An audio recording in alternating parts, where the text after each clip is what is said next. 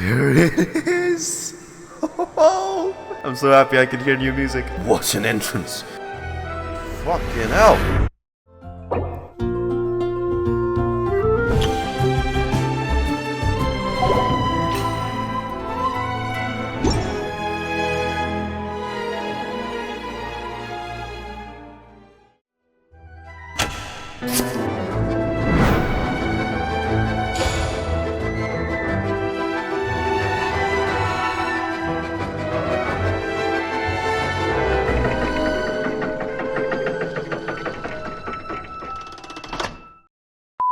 Oh god, oh dear, oh shit. Okay, whew. It went live much earlier than I was expecting. This is gonna give me a breather before it starts. What's up, fellows? Fontaine drops today, and we have 2 acts to play through and a whole new nation to explore. The Nation of Justice, soon to arrive in front of us. I'm so glad to be able to experience this with you guys. Really reminds me to the day back last year this time when Sumeru was released. Now Sumeru's story was very fantastic. For the Archon quest, it was very good. I have high hopes for Fontaine. Dude.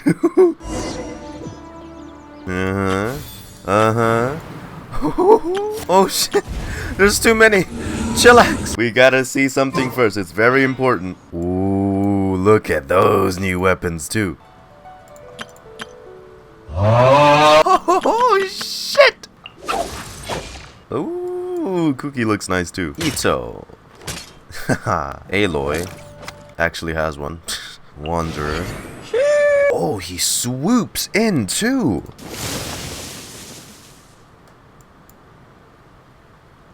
It is time to venture into the Nation of Justice. Prelude of Blancheur and Noirceur? Please forgive me if I butchered any of the names at any given time during the playthrough. I haven't brushed up on my French since grade 10. Soloist's Prologue. Go to Caravan Rebat. It is time to go to Fontaine, it seems. The next phase of your journey is about to begin. Oh yes it is, baby.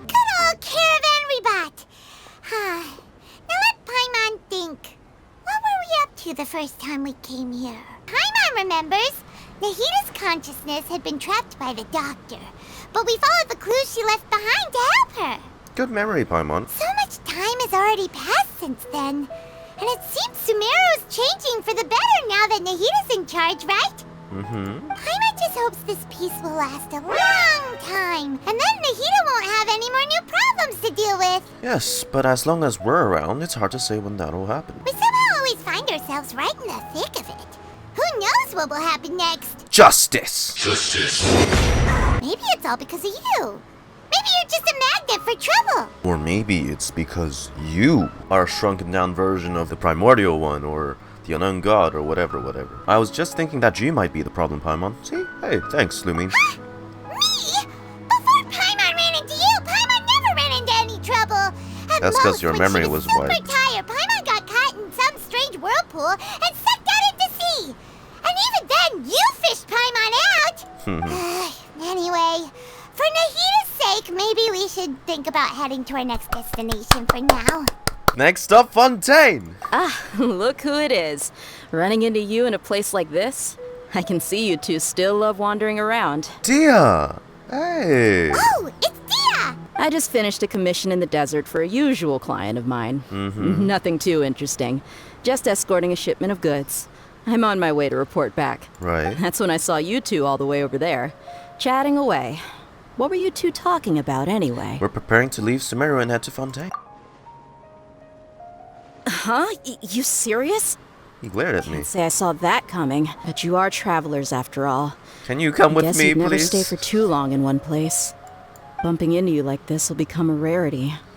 I'm starting to feel sad just thinking about it. No, I can always teleport back. Hey, how about I gather a few mercs to escort you two? Aw, What do you say? you're too kind, Dia. Don't worry. We'll come back to see everyone when we get a chance. Oh! All you need to do to get to Fontaine is cross this stretch of desert and navigate some waterways. Knowing you I'm two, gonna miss y'all. I'm sure it won't be anything you can't handle. So, when are you leaving? We'll leave as soon as we finish a few more preparations. Journey should be spontaneous. Oh, wait a sec. Paimon just remembered there are still a few dishes in Sumeru that Paimon hasn't tried yet. Bruh. Who are you? It's sad enough to see you go like this. Do we already get into trouble? Though, now that I think about it, Sumeru wouldn't be what it is today without you. Seems true heroes always prefer leaving quietly. Well, we still have to find Ether. Should we go say bye to Nahida? In her case, she'll know from our dreams anyway. Then, I guess this is goodbye for now, Traveler and I was Paimon. a little sad. Whether as a client or a friend, you're always welcome to come find me. Take care. Goodbye, dear. Aww. Bye-bye, Sumeru. Oh, don't come start making me feel sad right at the beginning. After settling matters in Sumeru, you approach the border with Fontaine. Holy shit, we're going straight there! Ooh.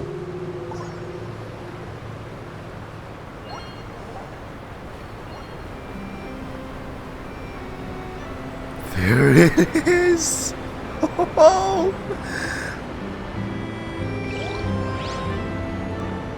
You can hear the music. Romaritim Harbor. The guy from the World Quest mentioned that. Our first view. Sourcewater Nation. The world remains constant Ah, over the centuries. man. Oh my. But you see the water there descends even further. Dude, it really is elevated, huh? Are they really making me glide all the way there? Screw that. Because you know what? I have wondered. Oh, we got a boat. Of course we get a boat. It is tall. Dude. God, this looks impressive. Now, who the hell needs boats? I'm just gonna hijack this one. I know this isn't the most conventional way to go about getting to the heart. Oh, Hydroculus! Oh, it's like a coral. That's so cool. Hydroculus. Oh, shit! Very different style. After crossing all that sand and water, we finally made it. Oh, this must be Fontaine's port. Ah, there's the clock. Wow. Everything looks so advanced in Fontaine. Right? Paimon's heard that the industry here is extremely developed. Oh. And there are all kinds of unusual The clockwork mecha. It's even more impressive than I expected. Definitely more impressive. Seeing the sights as a tourist is nice, but maybe it would be better if we found something to do. Gets caught in trouble right away. Let's start by meeting the Hydro Archon. Good idea. Nahida gave us loads of useful information. Yep, I don't know if I trust her that much yet. Seeking out the Seven is probably still our best source for information Yeah, at little this guy. point. Our journey is to find my sibling and also to find the truth. Yeah, the more we can learn, the better. So, what do you think the Hydro Archon's like? Will we get along? No. To learn about a nation's god, start with the nation's people. There seems to be some locals talking over there. Let's go see if we can join the party. If you ask me, it's a tragedy how things ended for him. Oh. Clearly, he was a pretty decent person. Hello to you too. Look at all these distinguished gentlemen and gentlewomen. Yeah, I didn't expect that kind of ending Furina. for him. I thought he would at least fight on a little longer for his family. I'm sorry? I was expecting a sudden plot twist, but it's a pity that it never happened. Still, his story is quite the tearjerker. I was about to compliment your outfits, but this sounds dark, rather. Excuse me, can I help you two? I couldn't help but notice you standing here listening. Lynette! We're travelers new to Fontaine, and we had something we wanted to ask, but you seem to be really busy talking about some kind of play, so we didn't want to interrupt. I'm pretty sure they're talking about a real tragedy. Play? Oh, no. We're talking about something that really happened. In fact, it's a case that was just heard a few days ago. But the way you were talking about it and the words you used just now made it sound like some kind of story. Because guilty sentences are passed as entertainment. Well, good tales are often based on true stories, aren't they? And what you see in reality may also be someone deliberately putting on an act while harboring ulterior motives. Whether something is true or not simply isn't that important. The main thing is whether the story being acted out on the stage is splendid enough. Well, you guys are kind of already messed up in the head. You probably don't know that the Fontaine Court of Justice is called the Opera Epiclese, or more commonly Epiclese. known as just the Opera House. So they see trials as a sort of opera. But, shouldn't court cases be treated a little more seriously than that? Not to question Fontaine's way of doing things. It's just that putting someone on trial is usually a very serious thing. Well, not to the chat GPT who's sentencing people. As for your worries about whether the cases are treated with due reverence, we have the absolutely just and honorable Chief Justice Neuvillette, Ah, they're actually pronouncing it right. as well as the Oratrice Mécanique d'Analyse Cardinal, a machine created by the Right. Archon. That's the Between AI. the machine and the Chief Justice, false charges and injustice are a thing of the past now. So this is the nation of You're justice. I might almost forgot to ask you our question. Do you know what we should do if we want to meet the Hydro Archon? Get arrested. I am afraid it's going to be a tad more difficult. You'll have to make an appointment well in advance, and it'll depend on whether or not she has any time slots available. Make an appointment? Is the Hydro Archon super busy taking care of official stuff?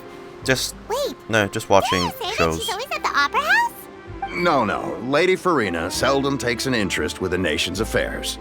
The reason it's difficult to make an appointment is simply because she's incredibly popular. After all, she is Do you the have a fan Archon. group? Though she may tend to get a little dramatic from time to time, people can't get enough of her. Really? First time Paimon's ever heard of an Archon being described that way before. The Hydro Archon is kinda like a big celebrity here, right? Yeah, I suppose you could say that. Perhaps you could even say our mascot. Hang on. This is still Fontaine's Archon you're talking about. You should show some more respect. Yes, you're right. I guess I should at least try to be a little more respectful in front of visitors. Otherwise, I might get arrested and find myself face to face with Monsieur Neuvillette. Sure, there's a lot of laws here, but nobody's going to be arrested for saying something disrespectful about the Hydro Archon. I don't know about that. Whatever the AI feels like, you know. Ah, you go to horny jail. Seems like the people of Fontaine really like the Hydro Archon, but they don't appear to revere her. Hey, what are you looking over there for? Lynette, there's a girl over there. She's been standing there alone for quite some time. Lynette. Maybe something's the matter. She isn't going to jump into the water, is she? Maybe we better go check on her. I'd expect.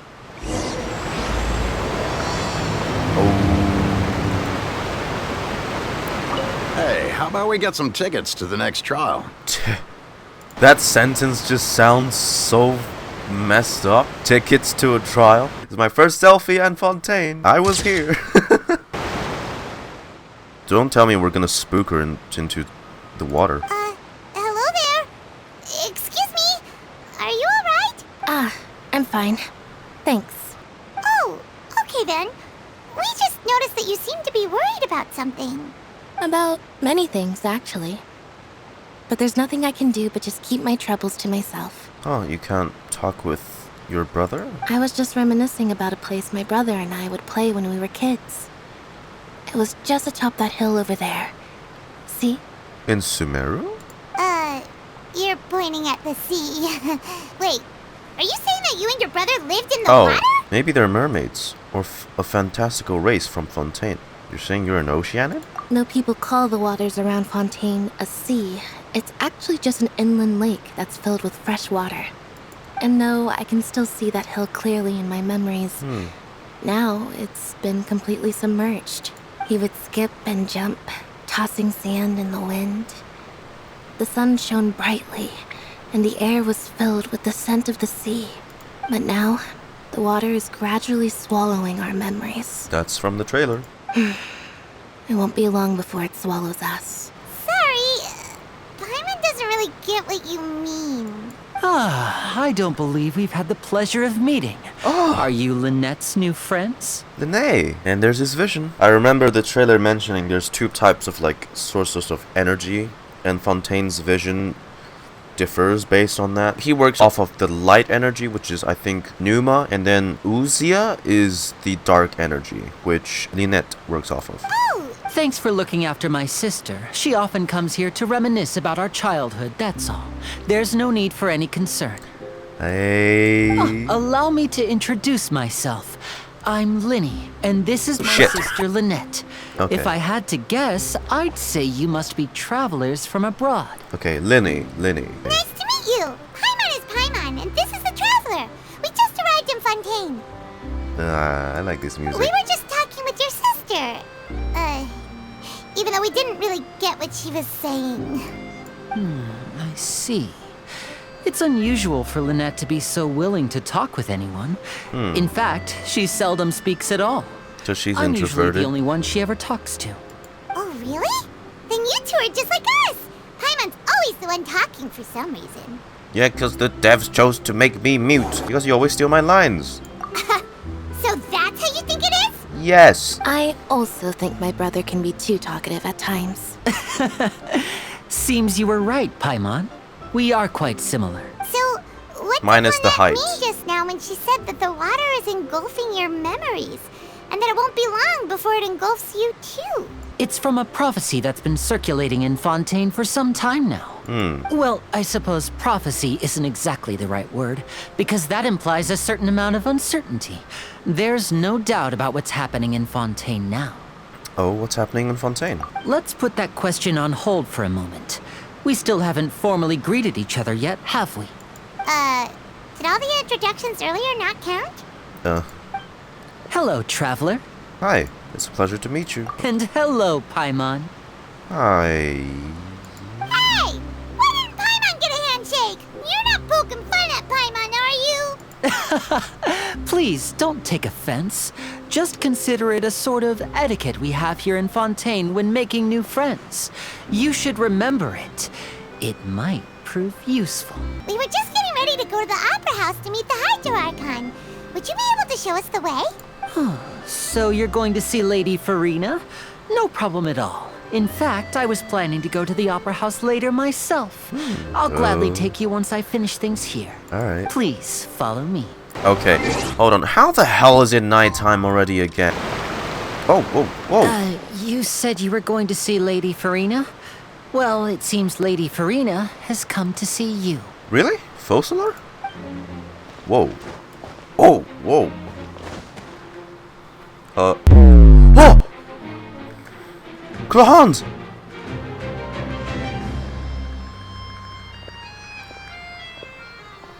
Okay,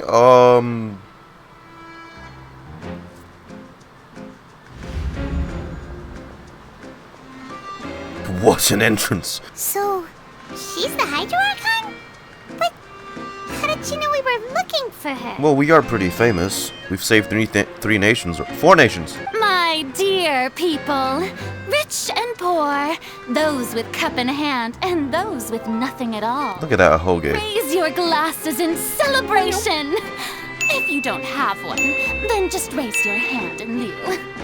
Raise my what? Raise my hand and what? Hey! I have no idea what I'm clapping for. As you can all see, 2 Damn. unfamiliar travelers Look at her have arrived eyes. in our nation. Come, let us make a toast in honor of this traveler and her companion who have journeyed here from distant lands. Yeah, thanks, guys. Is she talking about us? Yeah, no shit. I've long heard of the turmoil and chaos you've left in your wake Oh, as you visited wait, other that nations. guy. But I welcome you nevertheless. No, I have come to receive you personally. It's the same guy from Caravan Rebons. He informed her. Fear is for insignificant cowards.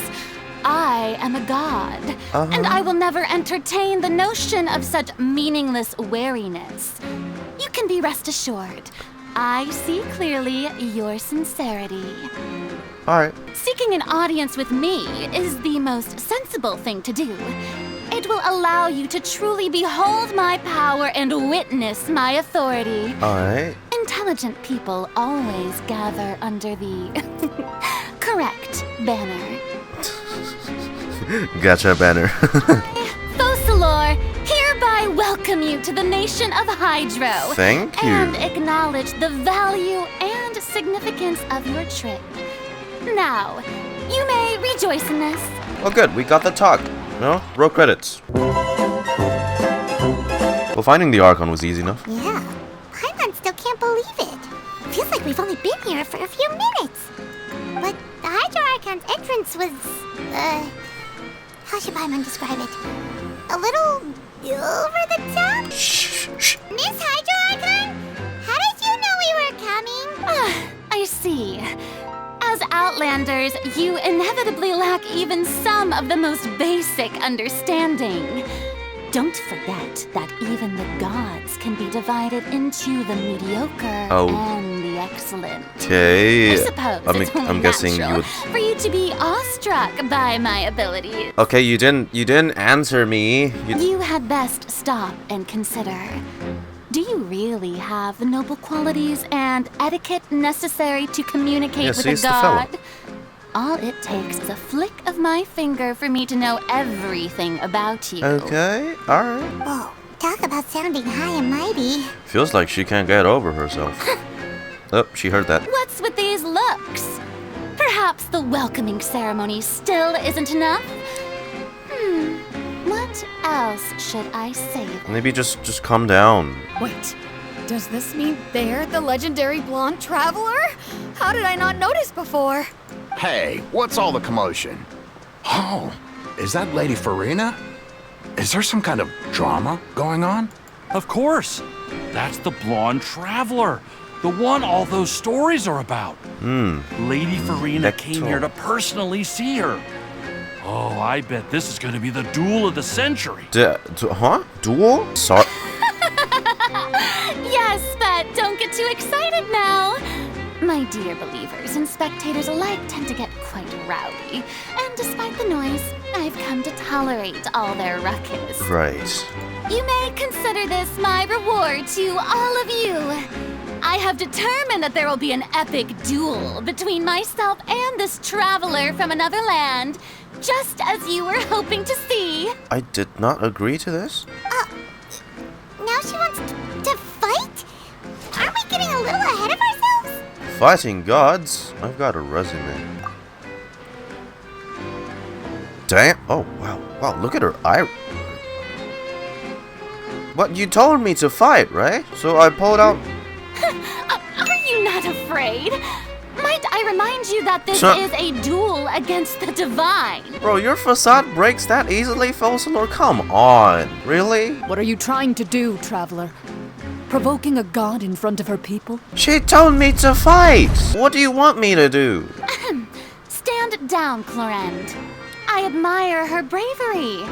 Few have the courage to draw their sword against a god. Dude, I fought she is like... obviously a true warrior. I fought an Archon twice. I fought a wannabe Archon twice. Unfortunately, This is nothing new. People nowadays only crave to be thrilled, and a mere duel will not slake their thirst for excitement. Okay, what the hell else do you have planned for her now? Yeah, she's right. Just a duel wouldn't be all that interesting. A trial? As the god of justice, Oh, I shall face this traveler in another kind of duel. A duel in court! Okay, so we're playing Ace Attorney. All right. Now that'll be worth seeing. What? Why do you care so much about the crowd's reactions? Seems you've spent a little too much time in the opera house. Furina probably has a blast watching YouTube React videos. We haven't committed any crimes. We're literally just arrived here.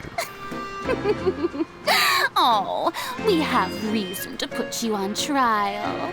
It's obvious, isn't it? According to Fontaine law, no one is permitted to release any flying objects within Fontaine city limits during the first 3 days of each month. You are clearly guilty. That's how of violating this Paimon law, works. right? You... Serious? Flying things? Wait, flying object? You mean Paimon? Precisely! Now, if you two have no objections, then in the name of the Hydro Archon, I order your arrest. Are you... Guys, we... How long have I been here? 30 minutes?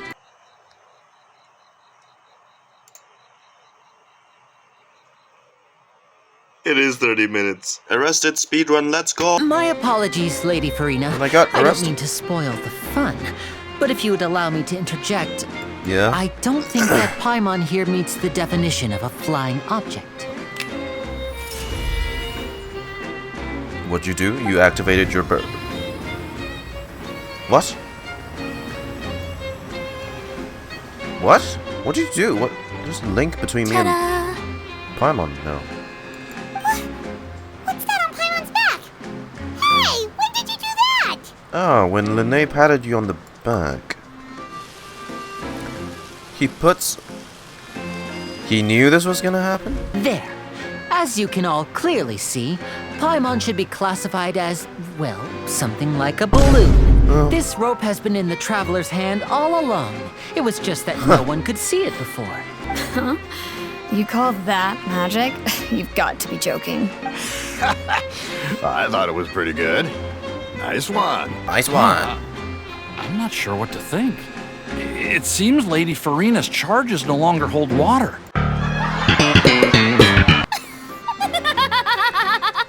Yeah, she's kind of a brat. Amusing.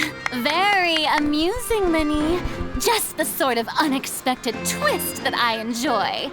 With you here, today's performance can finally be called complete. You see all this as a performance? In which case, consider the matter of your trial resolved. Dang, we ended The it right God here. of justice will not bring charges against an innocent person.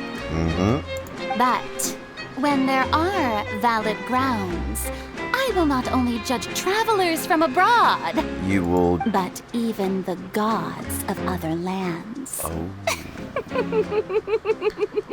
I mean, you're not the one doing the judging, I right? look forward to seeing your upcoming performance at the Opera House, Mr. Lyney and Miss Lynette. That's enough for now. Toodaloo. Toodaloo! Bye. By that logic, the chat GPT thing can judge you as guilty as well. Well, that's the most unpredictable Archon Paimon's ever seen. He never even had a chance to ask her anything. But that's a problem for future Paimon. That whole scene just now was really... Did you know that was going to happen? Don't mention it. I just happened to remember that there was such a law, so I did a little preparation, just in case. I didn't think it would actually come in handy. Now do you see what kind of god Lady Furina is? Yeah. She can be a bit confusing at times, but she is still amenable to reason. Is she really that reasonable? Anyway, Paimon had no idea you were a magician, Lyney. It sounded like you'll be performing at the Opera House, right? I just know a few simple tricks I use to make a living. Lynette is my assistant. It will actually be my first time performing on the most prestigious stage in Fontaine, the Opera House. When there are no public trials being held, the Opera House hosts a variety of other performances. To the people of Fontaine, the line between a trial and a performance can be a little blurred. Might I invite the two of you to see my performance? Sure. My brother's always excited to make new friends. I would be delighted. Splendid. In that case, why don't we go together? He did the Benny I'll thing. show you the way. I just have something to take care of first. Is there any way I can help? This is a magical item known as a magic pocket. Magic pocket? Perhaps you can help me distribute them to the people here. Oh, it's one of those shopping bags. I'm not sure exactly when it began, but a prophecy has been circulating around Fontaine. It says that every person in Fontaine is born with sin. No matter how the nation of justice holds trial after trial, this sin cannot be absolved. Sinners. Until one day, the water levels in Fontaine will rise, and the sinful people will slowly be drowned. Leaving the Hydro Archon. In the end, the people will all be dissolved into the waters, and only the Hydro Archon will remain, weeping on her throne. Only then will the sins of the people of Fontaine be washed away. Until they're all gone. Some say that the ancestors of Fontaine stole the power of the seas and stirred its wrath. Others say that the people of Fontaine never heeded the first Hydro Archon's warnings and offended Celestia. But here in Fontaine, evidence is what matters. There hasn't been concrete evidence for any of these claims, so they can only be regarded as conjecture. If even the people in Fontaine don't know what sin they committed, wouldn't it be better just to ignore the prophecy completely? Why bother feeling guilty all the time? That's exactly what the people did at first. But in the last few years, the water levels in Fontaine have actually started rising. But now the water is engulfing our memories. It won't be long before it engulfs us.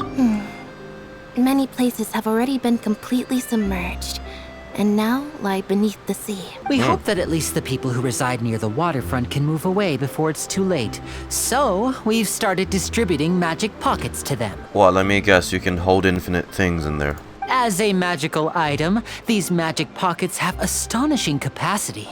I'm sure they will come in handy when people are moving their belongings. Now, if you'd like to help, then please give these magic pockets to anyone nearby.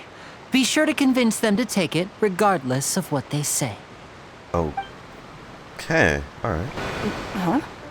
I don't want that thing. Way I see it, if the prophecy's true, it's still gonna be a long time before the water can cover everything. I like her outfit. You should still take it. You never know when it'll come in handy. Oh, all right, fine. Thanks. It's just that if I start moving, that means I've already given up on the life I have now. I'd really rather not.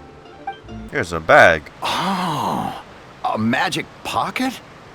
Seems you really thought of everything. It wasn't my idea. What's this? So you also believe in the prophecy? Just take it. You don't believe in the prophecy? No, I believe in the prophecy. But I also believe in another story. Oh. The story says that people once lived in the ocean. They were one with the ocean and couldn't live apart from it. But as time wore on, people desired to live on land and developed blood vessels. Well, that's kind of... encapsulating the sea within their bodies. Thus could people set foot on land. That's kind of like just the evolutionary chain. So, right? If you ask me, when the water rises and takes us all, it'll be like we're going home. You're gonna drown. One last thing. I have the magic pockets made by a workshop in the court of Fontaine. Since we're out and about, I was thinking about bringing him some more materials. We'll need some Romaritime flowers. I remember seeing them near the waterfront on the east side of the harbor. I really want to go up. I want to see the magnificence. Why is the guard dog called Baguette? You made quick work of that. I can tell you're an experienced traveler. Yeah, I farm on the daily. Maybe next time you'll feel like helping too, Lynette. No way. I'm in power-saving mode today. Otherwise, I fear I may not have any energy left for the performance at the Opera House. So, we're going to the court of Fontaine before we head to the Opera House? Good. Paimon wants a tour of Fontaine's largest city and try... Okay. Wait, shh. Have you noticed that person over there? The young girl. She's obviously a thief. Magicians and thieves practice similar methods. We divert attention, and a distracted audience is one that won't discover what you're really doing. Oh. You two can ride the Sumeru. lift over there and wait up top. I bet that'll be her escape route if she tries to run. Understood. All right, let's go. Is this the lift? Oh, hey. God, so advanced. Technology! Elevator music? Okay, there's no music. I'll just slap some music in myself.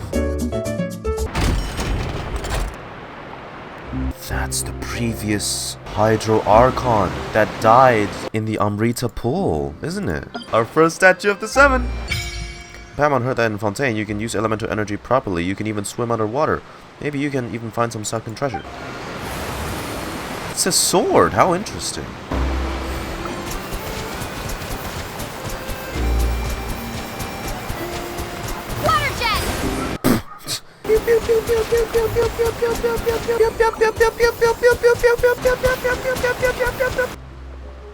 Oh, there she is.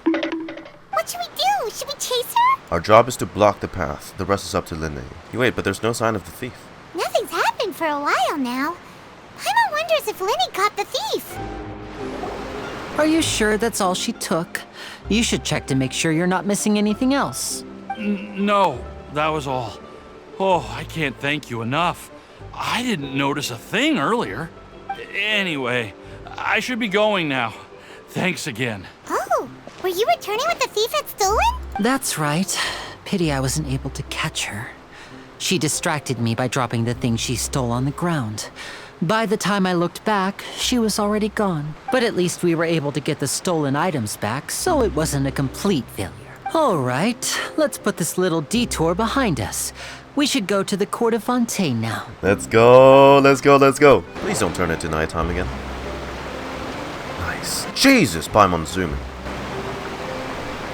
Look at her, so interested.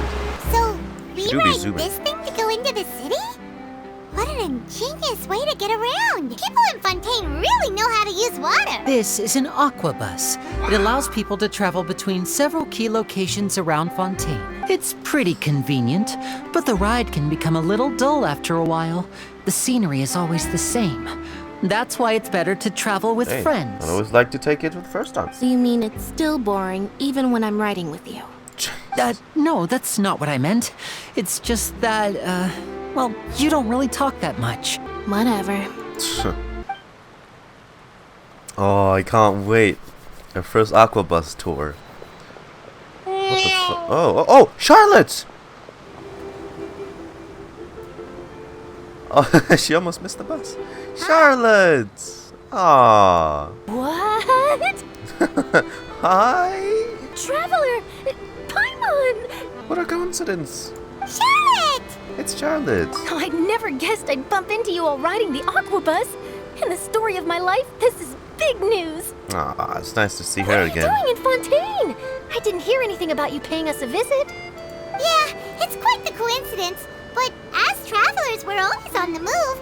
It's not surprising that nobody knew we were coming. It's smart how the dialogue's playing off on the ride.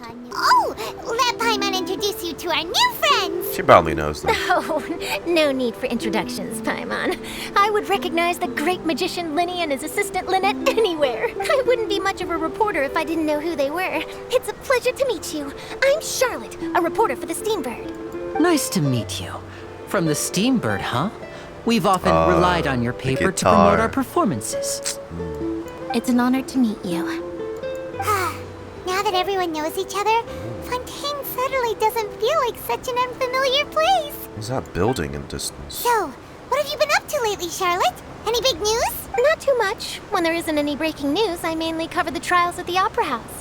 You can still manage to keep readers' attention as long as you tell things from a clever enough angle, even if it's the same old topics. If you leave the dialogue running, would you just end up getting to the main city before the thing finishes? And For it's kind of example, awkward? reporting on how a scammer once deceived vulnerable girls into relationships, or how a financial criminal was once so poor that they ate a single piece of bread for 5 days. But that's not really the kind of news you're after. You're right. Seems you know me It pretty autoplays well. for me. What I'm really after is exclusive, sensational news pieces that could shake the country. Yeah. These smaller stories are a waste of my talents. Oh, I just remembered. I've been following a case lately. Where'd the tour guide go? A series of cases, actually. Yeah? You mean the serial disappearances of young women case? The fuck? That's right. These stories are the talk of the town right now, and it's probably the most mysterious case we've ever seen. Kidnapping?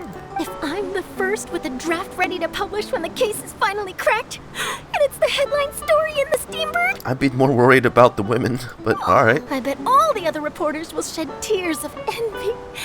I've already gathered all kinds of materials. I just can't wait for the truth to be revealed. I am rooting for you. The first missing girl case happened almost 20 years ago. Whoa. And ever since, after a period of time, another girl disappears. What the cases have in common is that the girls are all of a similar age, and that they've all vanished without a trace. Lynette's age. Is that what happened during the magic show? No. But the scariest part is that to this day, none of the girls have ever been found. Many suspects have been arrested over the years in connection with this case, but shortly after each arrest, another disappearance would always happen. I know this is dark and all, but it's so nice how this dialogue's playing across the ride on the Acrobus. That's so nice.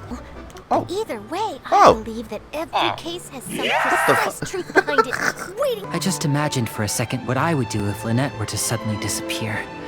I'd pay any price to get her back, and then find a way to track down the culprit. Please don't imagine that, Lyney. It's true. Can't you? No, I wanted to take the rest of the ride. We're at the main city. Hey, we're almost there! Look!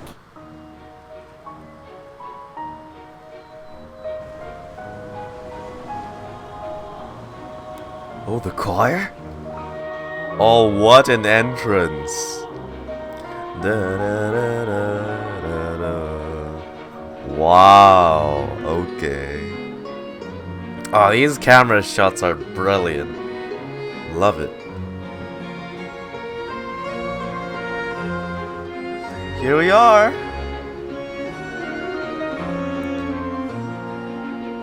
Oh, you can see it.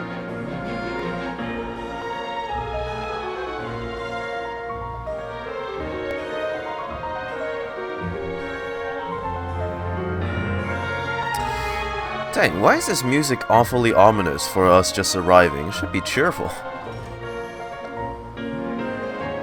Almost reminding me of Winter Night's I Lazaro. really enjoyed chatting with you. Life should be full of pleasant little surprises like this. Yeah, Always so cheerful. The ride went by too quickly. I have an interview to get to. I should get going before I'm late. Bye. Okay, Hyman hopes we can chat again soon, Charlotte. See ya! Bye now. Oh, be sure to stop by and see me at the Steambird when you have time. Hey, definitely. I know What a what. tough job. Always running around and interviewing everyone. Well, she loves it, apparently. How about we stop by my home first? Besides, I still have all the materials we collected. Ooh, we're here. Oh, they're teleporting me.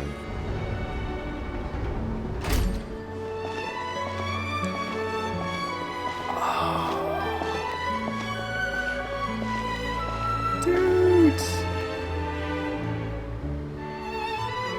Oh, man.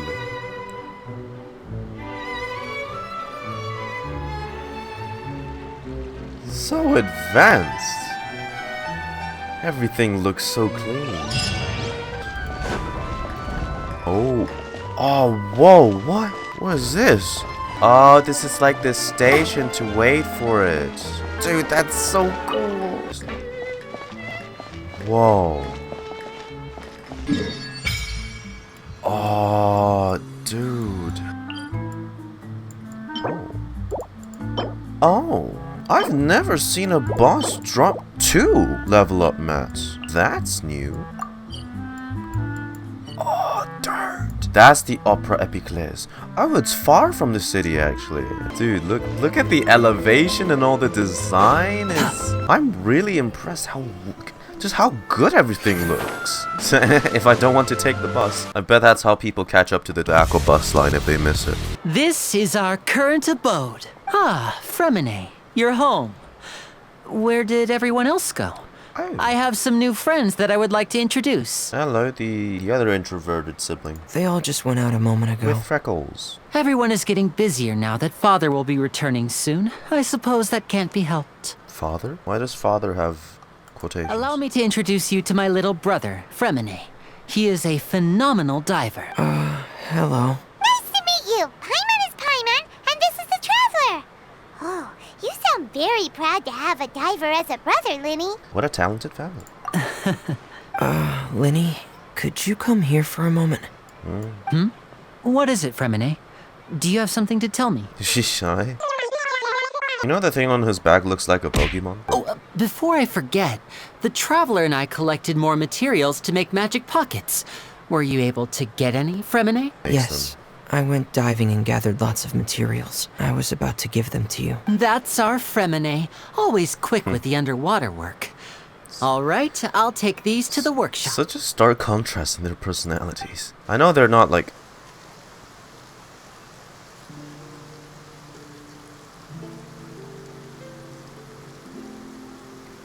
It's raining. In the city?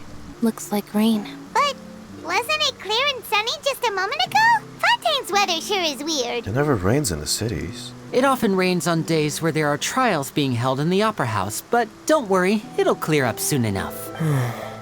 What's wrong, Freminet? There's a legend about the rain that I tend to believe. Right. It's said that a dragon of water once resided in Fontaine. The Leviathan. Though we don't know where the dragon went, every time it weeps, the skies will cloud up and pour out rain. The sovereigns.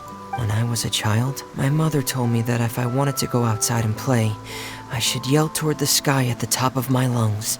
Hydro Dragon! Hydro Dragon! Don't cry! Could that Hydro Dragon be the elemental dragon of Fontaine, another one of the elemental dragons of Teyvat? Let Paimon Paimon try something. What?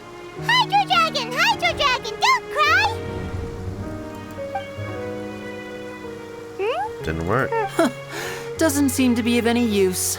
It is just a legend after all. Sorry to disappoint you, Paimon. You know, you might be a more popular magician if you understood the concept of romanticism. Or could at least play along. Sorry. It might be because we've never met the Hydro Dragon. Perhaps it can't be comforted by the words of strangers. After some time, the rain stops. It's now nighttime. It rained for longer than I suspected.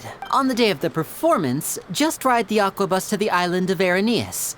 I'll have Lynette meet you at the Aeneas. fountain in front of the opera house. Sounds good. You go ahead, Lyney. See you at the performance. Oh, are you leaving now?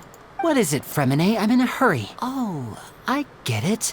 You feel nervous delivering the materials for the magic pockets, is that Leave it to me. I'm afraid that Freminet can be quite introverted. And the boss there tends to be pretty talkative. Freminet has always been a little afraid of her. No trouble at all! Don't worry! Oh we're no. on the case. I was like thinking, could it be Navia? Navia, it doesn't work there. Sorry for the inconvenience. I'm quite useless when it comes to such tasks. It's alright, I'll buddy. think of a way to make it up to you. Oh, no need, no need. This'll be a walk in the park for us. Coffee is life. The tea here just keeps getting more bitter. Oh. Oh, I like this. Like jazz? Like, you know, the late night, like, kind of music. Oh, I like that. I really like that. Oh, oh, this is the type of music I listen when I need to get things done. Oh, that's my cup of tea. Fanta. Fanta. Hello? Is there anyone here? Oh, hello there. New customers?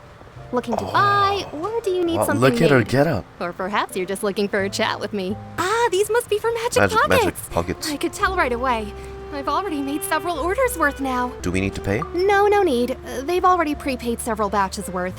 When they told me what they'd be using them for, I even offered them a discount.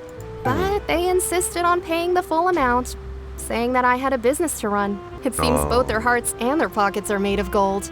Whoa. So, is Lyney actually loaded? I can't say for sure, but who knows? Maybe there's good money to be made being a magician in Fontaine. Hey! Is this machine what you use to make stuff here? It looks really advanced. Ding. Why use your hands when a machine can do the work? It would be a waste not to use the latest technology. And wasting is a kind of crime. But where does a big machine like that get its power from? Everything we usually use here in the city is powered by indemnitium.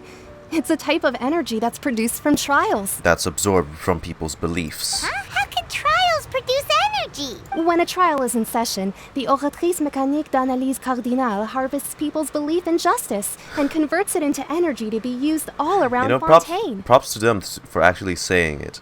Oratrice Mécanique d'Analyse Cardinale. Paimon heard that the Oratrice was created by the Archon to make judgments. Paimon still doesn't get it.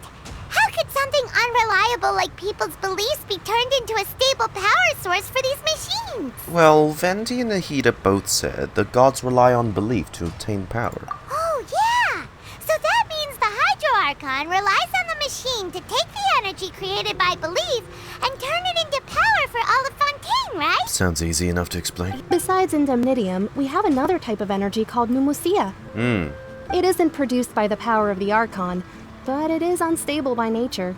Even now, it still cannot be widely used by civilians. I thought I'd find you hard at work, but here you are chatting the day away. Since you're already talking, I'm sure you wouldn't mind a few words with me. Who the hell are you? You again? Didn't I already promise you that I'd have the more I owe to Confrérie of Cabriere by next month? Why are you hounding me now?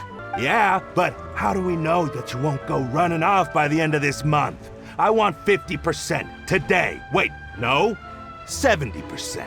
Huh? You... Is it time to beat someone up? Seems business isn't so great for the workshop. We've already finished our job and delivered the materials. Maybe now's a good time to leave? You're right. Sounds like a usual case of someone owing someone else's money. Hey, hold on. Hold up. Before you go around What? trying to collect payments, why don't you settle your own debts first? Tartag? My man? He's gonna pop up like this? If Confrérie of Cabriere wants to poach clients from Northland Bank, that's fine. But I'm afraid you still owe the bank a hefty sum of mora. So why don't we work things out between us first, before you get back to your little conversation? Oh, they about to get bodied so hard. You're from Northland Bank.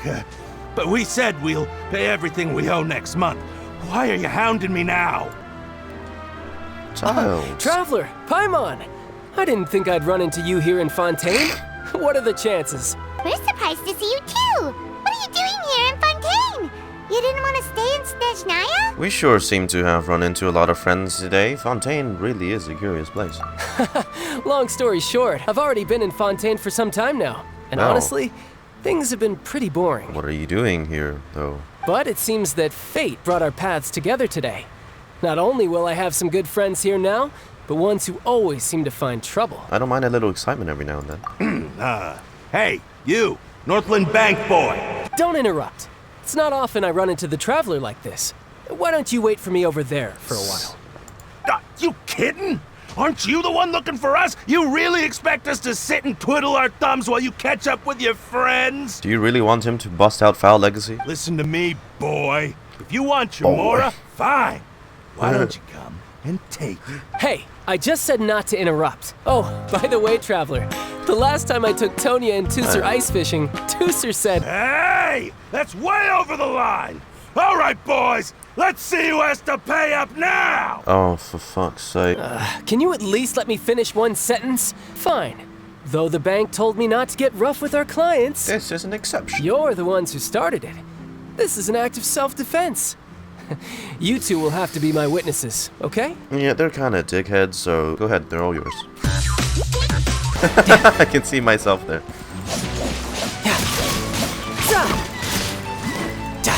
Oh, is this combat music? Oh, what's your deal, Brad? How are you so strong if you're just a staffer from Snezhnaya's Northland Bank? Wait, don't tell me you're...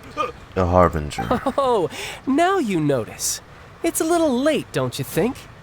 Just make sure you understand that you don't mess with Northland Bank. Got it?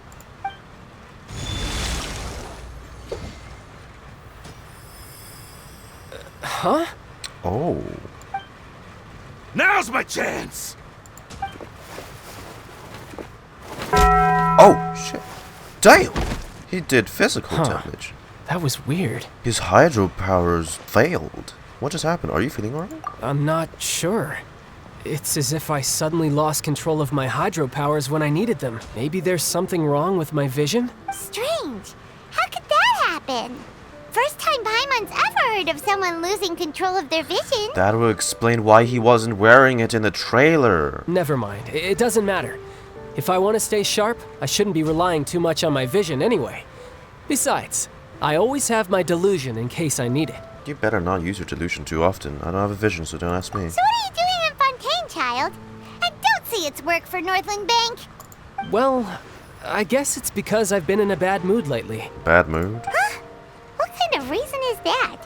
Wait, since when do you feel down about anything? I don't know. Maybe I still have a lot to learn about myself. Yeah. But recently, there seems to be some sort of restless power stirring inside of me. Restless. And I don't know why, but every now and then I feel like I'm in a terrible mood. I can't remember if I ever mentioned it before, but when I was 14, I fell into some unknown abyss. And was mentored by Skirk. It was during that time I learned nearly all of my abilities. The one who took me under her wing and taught me is named Skirk. I don't think he's ever brought this up, like, in actual story. That's Skirk's first name drop, right? She was always quiet and very mysterious. Nobody knew where she came from or what she had been through, and she was always very strict when teaching me combat techniques. Would we get Skirk soon? Is this what this is teasing? Skirk as a playable character? One time, I asked her why she was willing to take me on as an apprentice. From what I could make of her answer, it was because I had awakened it, and traces of it remained on me. She said that all my combat training would be useful in the future. Yeah. What is it? She never explained that. But my guess is that it's related to a dream I saw when I had just fallen into that abyss. Dude, that's gotta be the first in my dream, in-game I was in the drop. deepest depths of the sea, and the boundless seabed was all around me. But in front of me appeared a whale that was so massive, Oh, I felt like I couldn't breathe. that's your move. Whale? When we fought against you before, you summoned a huge whale that seemed to leap at us. Is that the one? That's just an abstract form of a whale that I create using my elemental powers. It takes that shape because the scene I dreamt of the whale has always been stuck in my mind. I'll never forget it. So you used the whale as inspiration for one of your moves? Huh. Just a little, Seems a little twisted creative. to Paimon. It's very possible that the power inside you is connected to your instant in the abyss. So why don't you just go ask your master?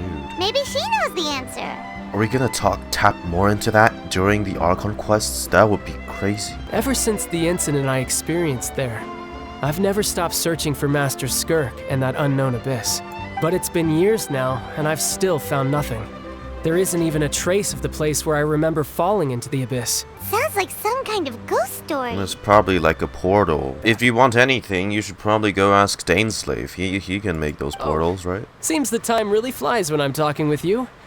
I That's just remembered morning. I have somewhere else I need to be. It's more of a personal appointment. Lately, I've been sparring with some of Fontaine's official champion duelists whenever I'm feeling bored. Right, Chlorinde. Official champion duelists? You mean it's their job to duel? Yep. In Fontaine, before a criminal goes to court, they're given one chance to defend their honor by requesting a duel with an official champion duelist. The champion duelists are all-powerful fighters selected from among the nation's best. And the duel itself is a no-holds-barred fight with no specified stopping point. So engaging in such a duel is regarded as a symbol of defending your honor. If a criminal manages to win the duel, they'll be acquitted. But if they lose, they'll have no choice but to stand trial. That's a little unfair. If the criminal's got busted skill, then he's committed like some horrible crime. What, you just gotta let him off because they won? And the worst-case scenario is that you're simply killed in the duel. Oh, well, Though there's it's that rumored too. that Fontaine has a death penalty, from what I can tell, no one has ever been officially sentenced to death. So really, the only people who opt to duel are those who have suffered a grave injustice in being accused, or those who greatly value their honor. Otherwise, why gamble with your life? Apparently, it's exceedingly rare for anyone to actually win. Fontaine probably enacted this system as a way to show that the nation respects the honor of its citizens. Besides, none of the champion duelists are to be trifled with, which is exactly why I was itching to face them as soon as I got to Fontaine. Apparently, the one I'm meeting today, Chlorinde, is the strongest of the champion duelists. I had been asking her for some time before she finally agreed to face me today. Well, that's Childe for ya. Paimon feels like we heard that name somewhere before. When we met the Hydro Archon. Oh, before I forget, I want you to have this. What? Oh, what the? Huh? Your vision? You're seriously just giving it away? I'm just worried that it could become uncontrollable again. I'd be pretty upset if it got in the way of my duel. So, I think I'll be better off without That doesn't it now. make you lose your ambition though, right? I just need you to hold on to it for a Okay. short while. I'll come retrieve it when I have some time later. I'll just try to remember not to lose it. Paimon knows what you're up to. You just want an excuse to come talk to us again, don't you? Whatever gave you that idea? I'll be in touch later. Under Paimon's enthusiastic leadership, you walk all around the court of Fontaine. Wow! Who could have seen that coming? The reporter who was barely around for most of the story was the murderer all along! Hey, don't blurt it out, Paimon. It's rude to spoil the mystery for everyone else. Sorry. Paimon was just surprised, that's all. Whew. Paimon never saw that twist coming. The murder mystery novels here are amazing! It's probably based on a real trial. The whodunits here in Fontaine are a lot different than the light novels you see from Yai Publishing House. The whodunit. Both have their merits, but Paimon thinks this style of novels are more, well, novel. Shouldn't we be heading to the Opera House to see Lyney's performance soon? It's almost time for the show to start, so we should get going. Just then. Dude. It really does look like the Matrix of Prescience from Star Rail. There's the Aquabus. And we have a new guide. When does the immediately? Alright. Welcome to the Navia line. I am Elfan. The boat will be departing imminently. Please do not stick your head, hands, or other body parts outside the boat. There's the Aquabus operator is not responsible for any accidents or injuries resulting from doing so. Please remember to buy the Steambird, though I don't read it myself. Glad you're honest. Whoa. The destination of the current tour is Erinias. Points of interest worth visiting include the Fountain of Lucine There's a Shrine of and Depths. the Opera Epiclese. Ah, If there you it look is. to the left in the direction we are currently traveling, Yeah. you will see the famous Fontaine Research Institute up in the sky. An experiment gone wrong turned a new sightseeing opportunity. Oh. Human ingenuity truly is a wondrous thing. We are now approaching our final destination. Please be sure to bring all your personal belongings with you as you disembark. Even though I will take any forgotten items to the lost and found, the paperwork is rather annoying, as Melusine hands are not suitable for grasping pens. Please be careful when disembarking. It has been my honor to be your tour guide this trip. You guys are Thank so you. cute. I appreciate it, Elfan. What if I jump off like mid-cruise? I am Elfan, your tour guide for this trip, but I hope you won't mind if my commentary fails to do justice to the majestic views before your eyes. Where is the capital city of this nation? It just keeps going. This is awkward. There's the boss arena. Damn, they even power crept the swans of Mondstadt. Sorry guys, dirtying the waters here, but I need that. That looks gorgeous. Dude, look at that view.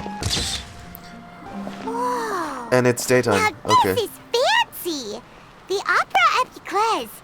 What is a awkward. place to hold a performance! No wonder Lyney and Lynette were looking forward to it. Looks like there's a lot of people standing around the fountain up ahead. Oh, Archon, please bless us with a bright and healthy child. We pray. I don't know why you always feel the need to ask so much. I'll be happy as long as our child is healthy and lives a peaceful life. Maybe this is one of the customs in Fontaine. The wishing. There sure are a lot of couples here. Well, not well, but like. Vache. Très? Vache. Oh. Vache.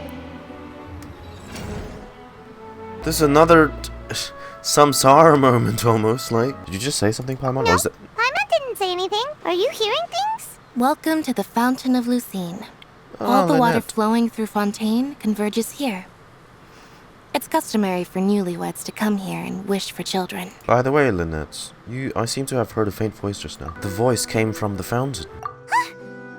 Hey, you're not trying to scare Paimon, are you? Besides, it's the middle of the day. It's not the time for eerie things. I might be able to tell you something that could help explain the An voice you oceanic? heard. I suspect that what you heard is a result of your hypersensitivity to the hydro element. Others in my family have had similar experiences. Now that I think about, remember that oceanid looking thing in the trailer? That voice sounded very similar to that one. Like I just mentioned, the Fountain of Lucine is where all the flowing water in Fontaine converges.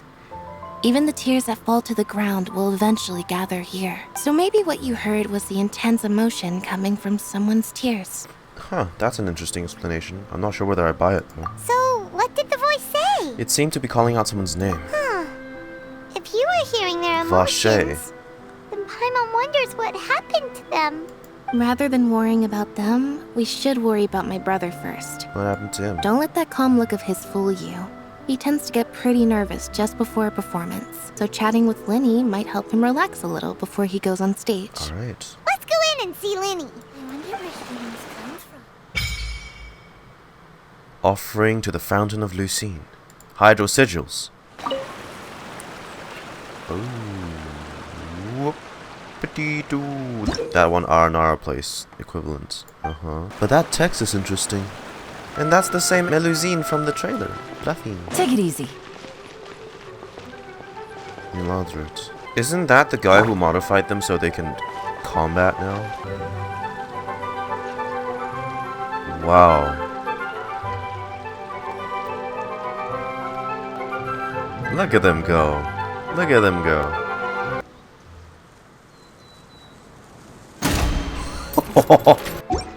Hi. Oh, wow. Whoa. Too slow.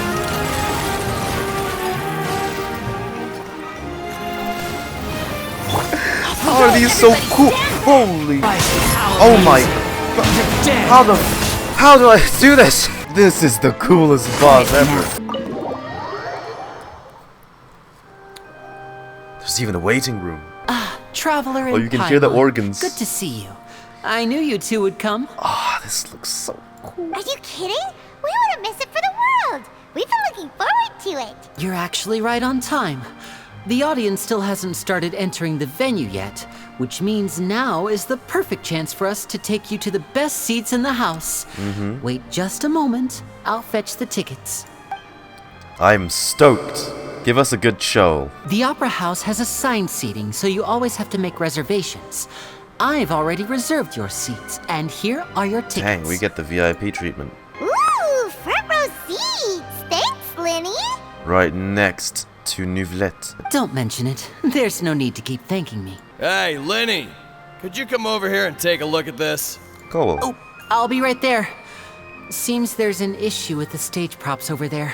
That's Cowell, my assistant, calling me. I'll go lend him a hand. Sure. Yeah, we'll just go to our seats. You go ahead, Lyney.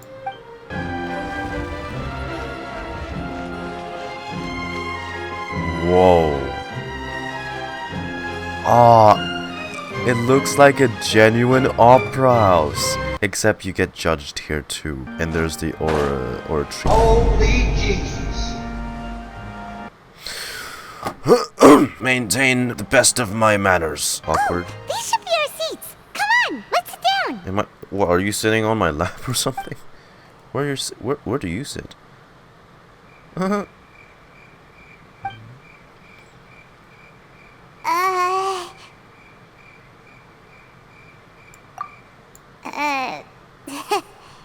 Maybe just don't say anything. Hey, Traveler. Maybe we should strike up a conversation with the person next to us. You're very loud, Since we're Paimon. sitting, it's kind of awkward if we don't say anything. Isn't this usually your job? Of course you are little. Excuse me. I did not realize you felt awkward. I am terribly sorry. Damn. Oh, look at him, though. I would be perfectly happy to chat with you if that is what you would like. He sounds so distinguished. Everyone in this nation sounds so... Whoa. Oh, so you heard all of that, did ya? Yeah, Paimon, you whisper very loudly. Wait, that's not it. Paimon's sorry. Paimon's the one who was being rude, talking under her breath like that. So let's talk, but, what should we talk about? This is getting even more awkward. Oh, is that a new sitting animation? Oh, Paimon's got it. You're also here early and sitting in the front. Are you a friend of Lyney's too? A friend, you say? Well, if Mr. Lyney would like to be my friend, I would be more than happy to reciprocate. Oh, so you're not friends with Lyney then? Can you let me talk? Nice to meet you. Paimon is Paimon, and this is the Traveler. We just arrived in Vaudain. The legendary It is an traveler. honor to meet you two. I have heard of your deeds across Tevat. What the hell are those things hanging down? And as required by proper etiquette, I will also introduce myself. I am... Monsieur Neuvillette, what an honor it is to have you here to see my show. Well, you kinda spoiled that one now. Ah, Mr. Lyney. I should say it is in fact an honor for me to see your performance in person. Allow me to introduce you to Fontaine's Chief Justice. That seat is always Edicts. reserved for him. It wouldn't be too much to say that he's the symbol of justice and honesty here in Fontaine. So how do we go from this to getting pressed charges? Ooh, sorry for being so rude just now. Paimon had no idea you were such an important person. No offense taken. Being Chief Justice is merely what I do for work. Nearly every person has their usual reserved seat, so I'm not so special, really. And by the way, I should probably let you know, even though I would prefer not to, there's someone sitting up there in the VIP seats that has been striking a pose for quite a while now. Right, fair enough. I believe she is trying to give you a most elegant and impressive first impression. Ma'am, I didn't even notice you. So I think you should take notice of her sooner rather than later. Otherwise, she may become flustered. Flustered. Oh, it's Furina. Furina, the Hydro Archon. Huh. She sure has a smug and satisfied look on her face. Paimon. Guess she has no idea that you saw right through her act. Very good. That is for the best. She probably doesn't. No need to pay her any more attention. Hear. We may now enjoy the show.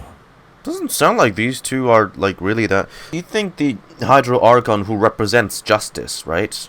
The nation of justice, and the Chief Justice would, I guess, at least be on close terms, right? Friends, colleagues. Doesn't seem like that this way. So is this what things are like between the Chief Justice and the That's Hydro what I Archon? was wondering, Paimon. All right, I've pretty much finished my preparations, and the performance will start as soon as the audience has made their way to their seats. Dang, is it gonna be packed? Yay! The show's finally about to start! Paimon can hardly wait! Paimon's never seen a real live magic show before! The crowds enter the venue and the curtains open for the show to begin. Oh, it's packed. Ooh, they're dimming the lights! The show must be starting! Keep it down. Sorry. Paimon will try to stay quiet. They're still loud. Welcome, one and all, to the Opera Epiclese. I am the star of today's show, Lyney. Music? There we go. Woo! And over here is my sister, Lynette, who will be working as my wonderful assistant. Please, let's give her a warm welcome. Okay. Hello, everyone. Yeah. I know she may seem to be a little sleepy right now, but that's just a sign that she's nervous. She probably didn't want you to say that out loud. Whatever. Now, some of you may be thinking, two vision holders who can freely manipulate elemental powers performing magic is not true magic at all.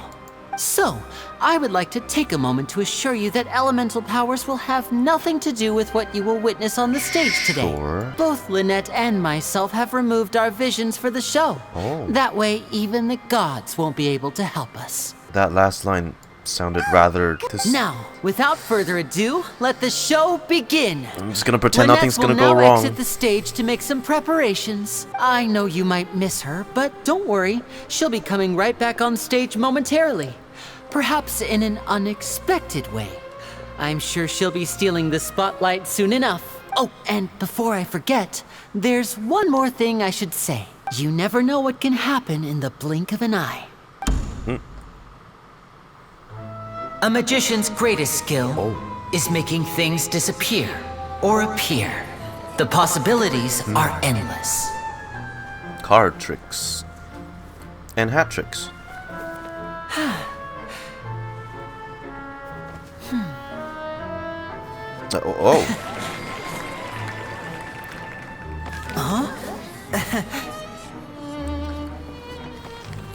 Is the cat gonna be in there?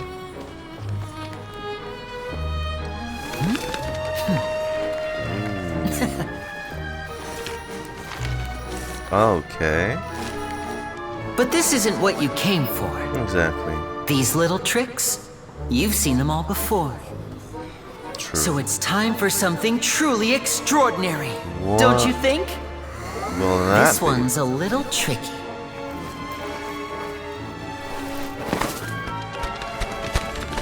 What?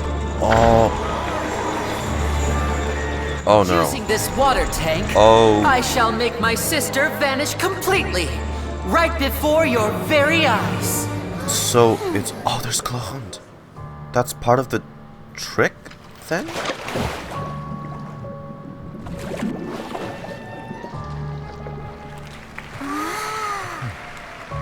It's actually quite simple. She'll just turn into air bubbles and float right out of the top.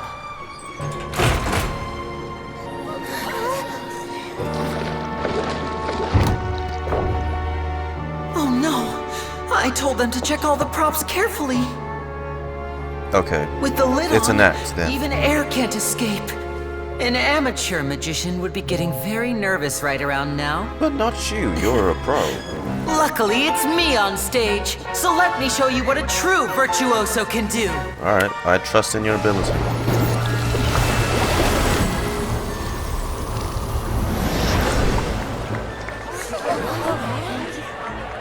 Okay. Oh, she's entertained. Are you still there? Don't go too far. Y'all haven't seen these kinds of tricks before? Magic. Hi, I'm back. Okay, so this isn't what gets us press charges then. That's cool. Y'all haven't seen those like fish tank escape kind of things? They deserve applause too, though. That's nice. That's cool. Whoa! What in the world just happened? How did he do that? Paimon didn't see him do anything! But wasn't there a scene where the cage crashes down? Wasn't Lynette inside the water tank? Was that clickbait? How did she disappear and then reappear out of nowhere? What a show. No wonder he's a famous magician. If we could see easily through his tricks, then that would mean that his skills are still lacking. Exactly. To appreciate magic, you should focus on the show happening on stage, rather than getting caught up in trying to see that which has been intentionally hidden. Guess you're right. Paimon couldn't believe her eyes when Lynette reappeared. Amazing! Thank you, everyone. I'm glad you enjoyed that performance. But our magical journey has only just begun. I've prepared even more astonishing surprises for everyone here. I would think, yeah, that would have been too short if it just ended The there. magic of transformation and disappearance can go far beyond what you've just seen. Oh? I'm sure many of you are thinking that escaping the water tank was impressive enough. But Lynette is still my assistant after all. You have a grander trick? In which case, I have ample time to make all necessary preparations. So, for my next trick, I will require the participation of one lucky audience member. I'm just kidding. Please, Don't pick me, if my please. assistants could bring out the magical boxes now. There are 2 boxes and only 2 boxes. Oh. One is here, and one is there in the aisle among the audience. Oh, and I'm gonna, what, like teleport there? I'm sure many of our clever audience members have already guessed our next magic trick. A swap! Our lucky audience member and I will each enter a magic box. After 1 minute, we will each emerge from the opposite box. That's cool. Now please, everyone pay very close attention to the box you see here. Don't give me any chance to make a move. Wow! How's he gonna do this? Hey, do you think this is all magic tricks, or does Lyney have actual superpowers? Let's watch and see. I'm sure we can spot how he does it. The lucky audience member will be generated by this random number selector. Okay. I call bullshit. Now then, let's begin. It's gonna pick me, isn't it? Ding. It's me. Let me see. Oh, row 7, seat 3. Congratulations. Oh, never mind. You now have the chance to experience magic firsthand for an entire minute. Never mind. Okay, I really thought... Never mind. Please, come forward. My assistant will take you beside the magic box. I'm not the MC this time. They like the mask I'm they sorry, have. it might be a little cramped inside, but no need to feel nervous.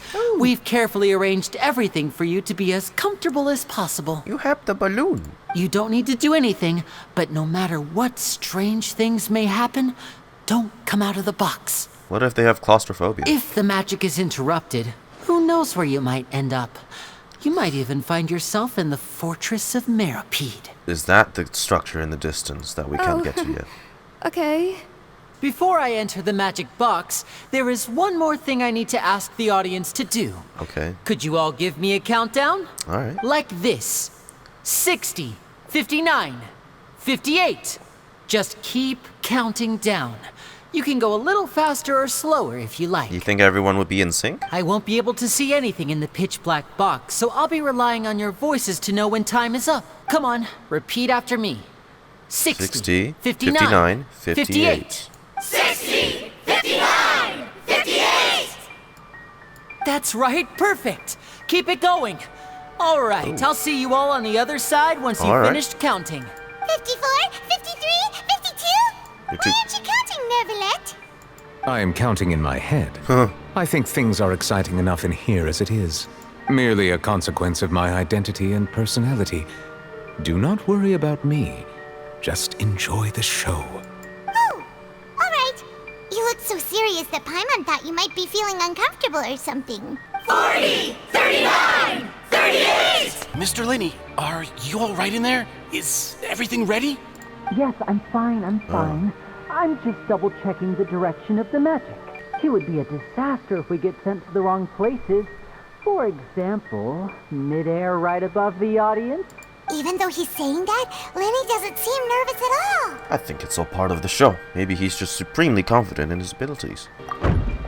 Bang. Bang? What was that noise? Did you hear it too?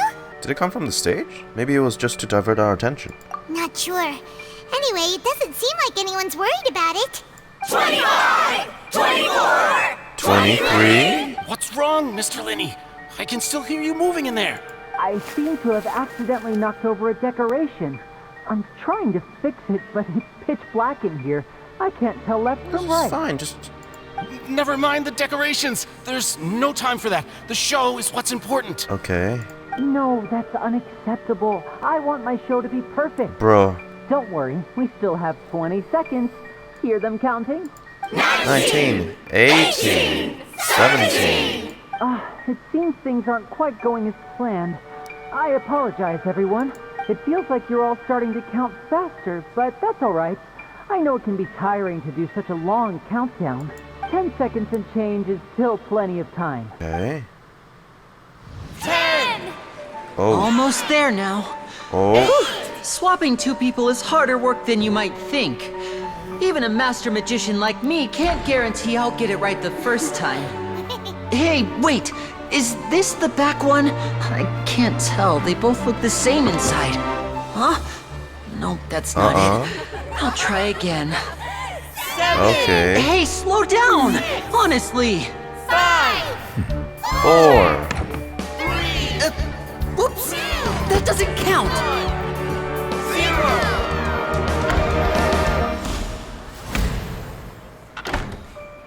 Oh, yeah?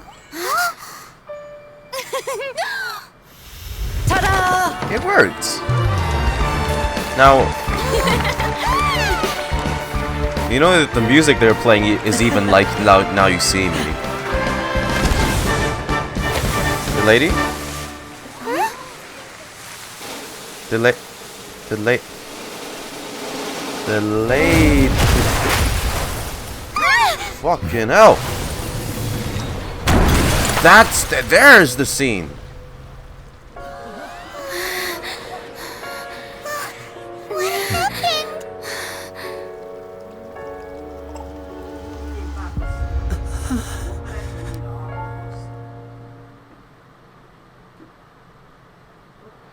What happened?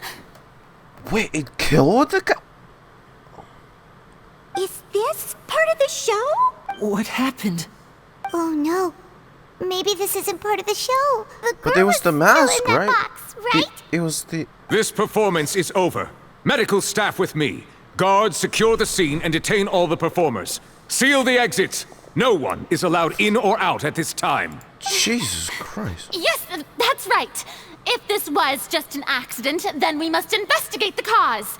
But if this was all part of some scheme, then those accountable will not escape the judgment of the God of Justice! No need to be alarmed, you two.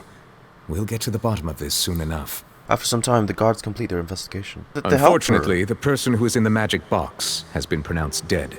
Oh! His name was Cowell, one of the assistants in Lyney's magic troupe. Wait, what? So where's the woman? His assistant got killed. Apparently, the fireworks on stage ignited the ropes that were suspending the water tank, which then caused the tank to fall onto the stage. As of now, we are still not sure why we found Cowell in the box, rather than the guest from the audience. Right? And after an initial search of the area, the guards have confirmed that the girl is nowhere to be found. Another disappearance. It appears that this incident was not merely some mishap with the performance, and there are many indications that it is connected with the case of the serial disappearances of young women. The serial disappearances case? A magic show, a stunt turned mystery.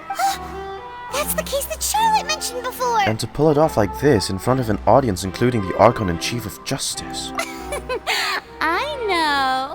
I know the truth. I can see through the whole thing.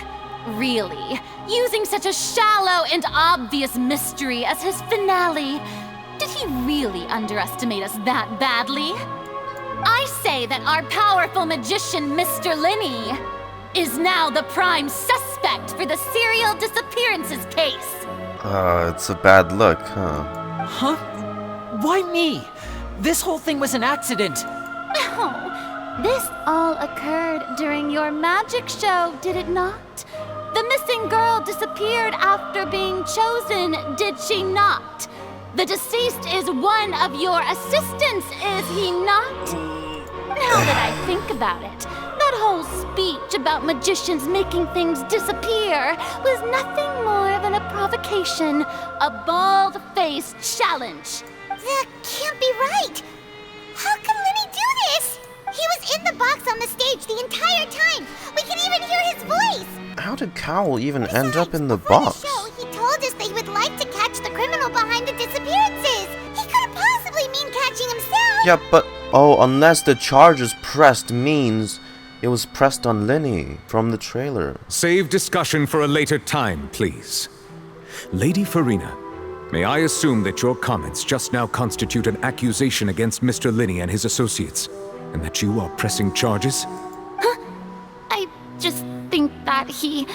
Well, You don't know what the hell you're talking about. It might be a little early to talk about formally pressing charges. This is the god of justice. But what Lady Furina said just now makes perfect sense. Oh, fucking hell. Looks like she's gonna personally deliver justice. A kidnapping and murder carried out under the cover of a magic show.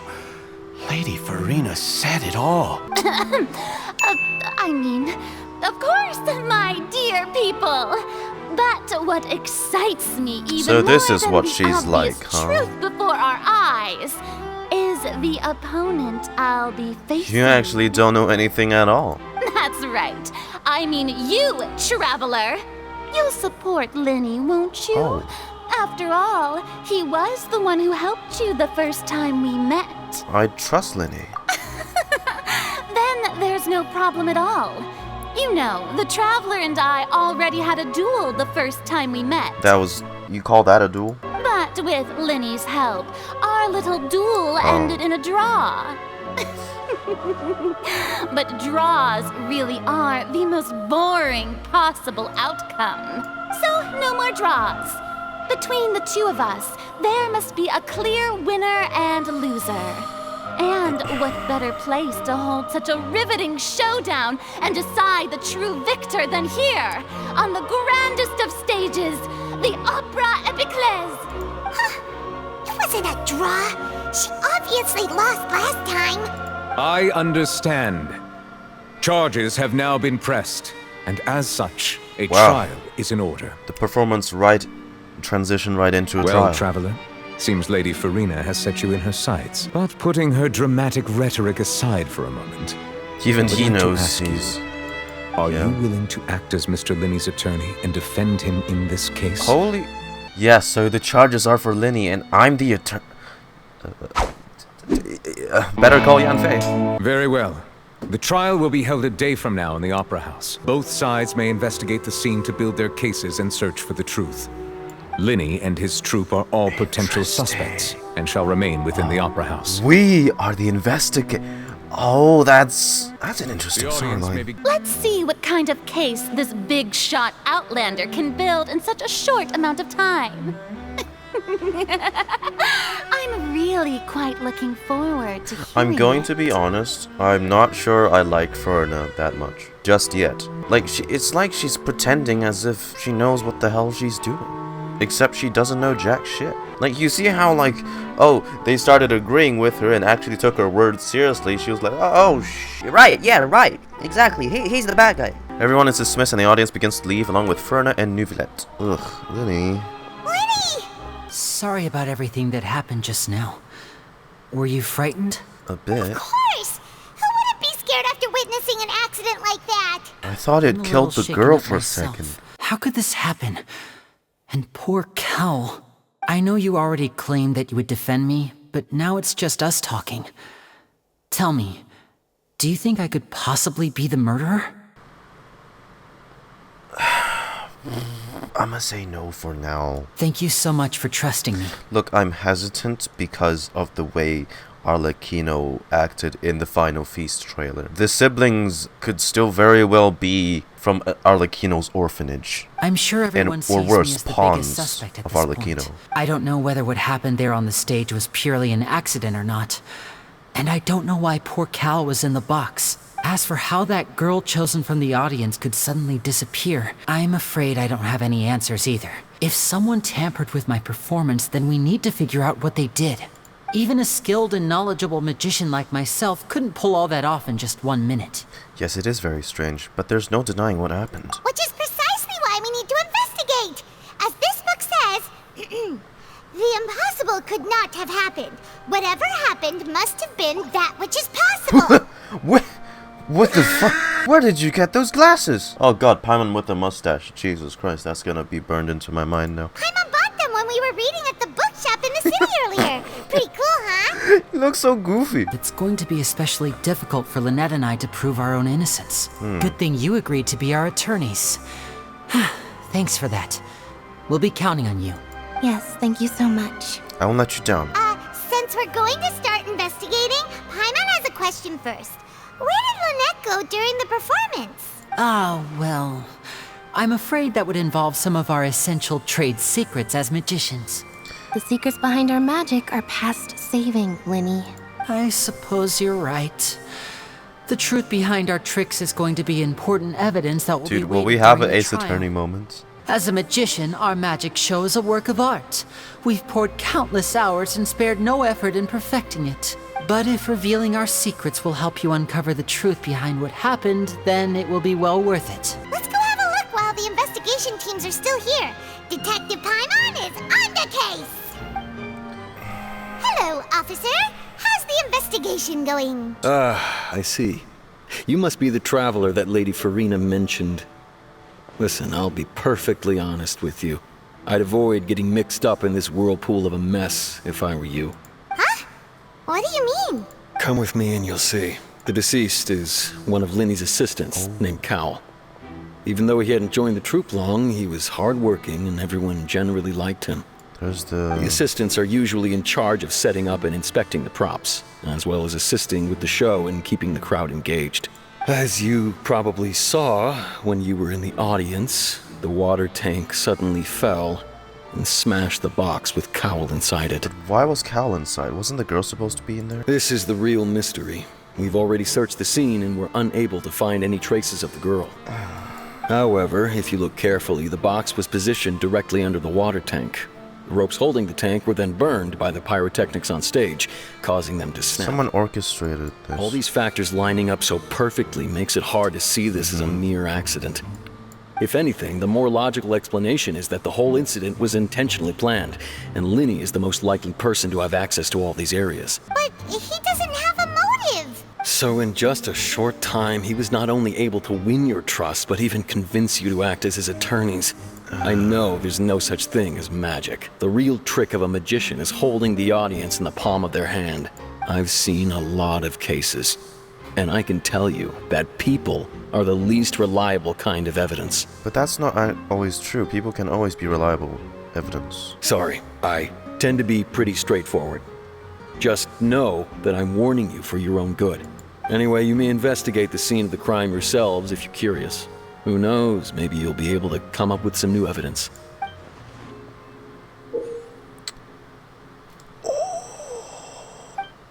Oh, dude.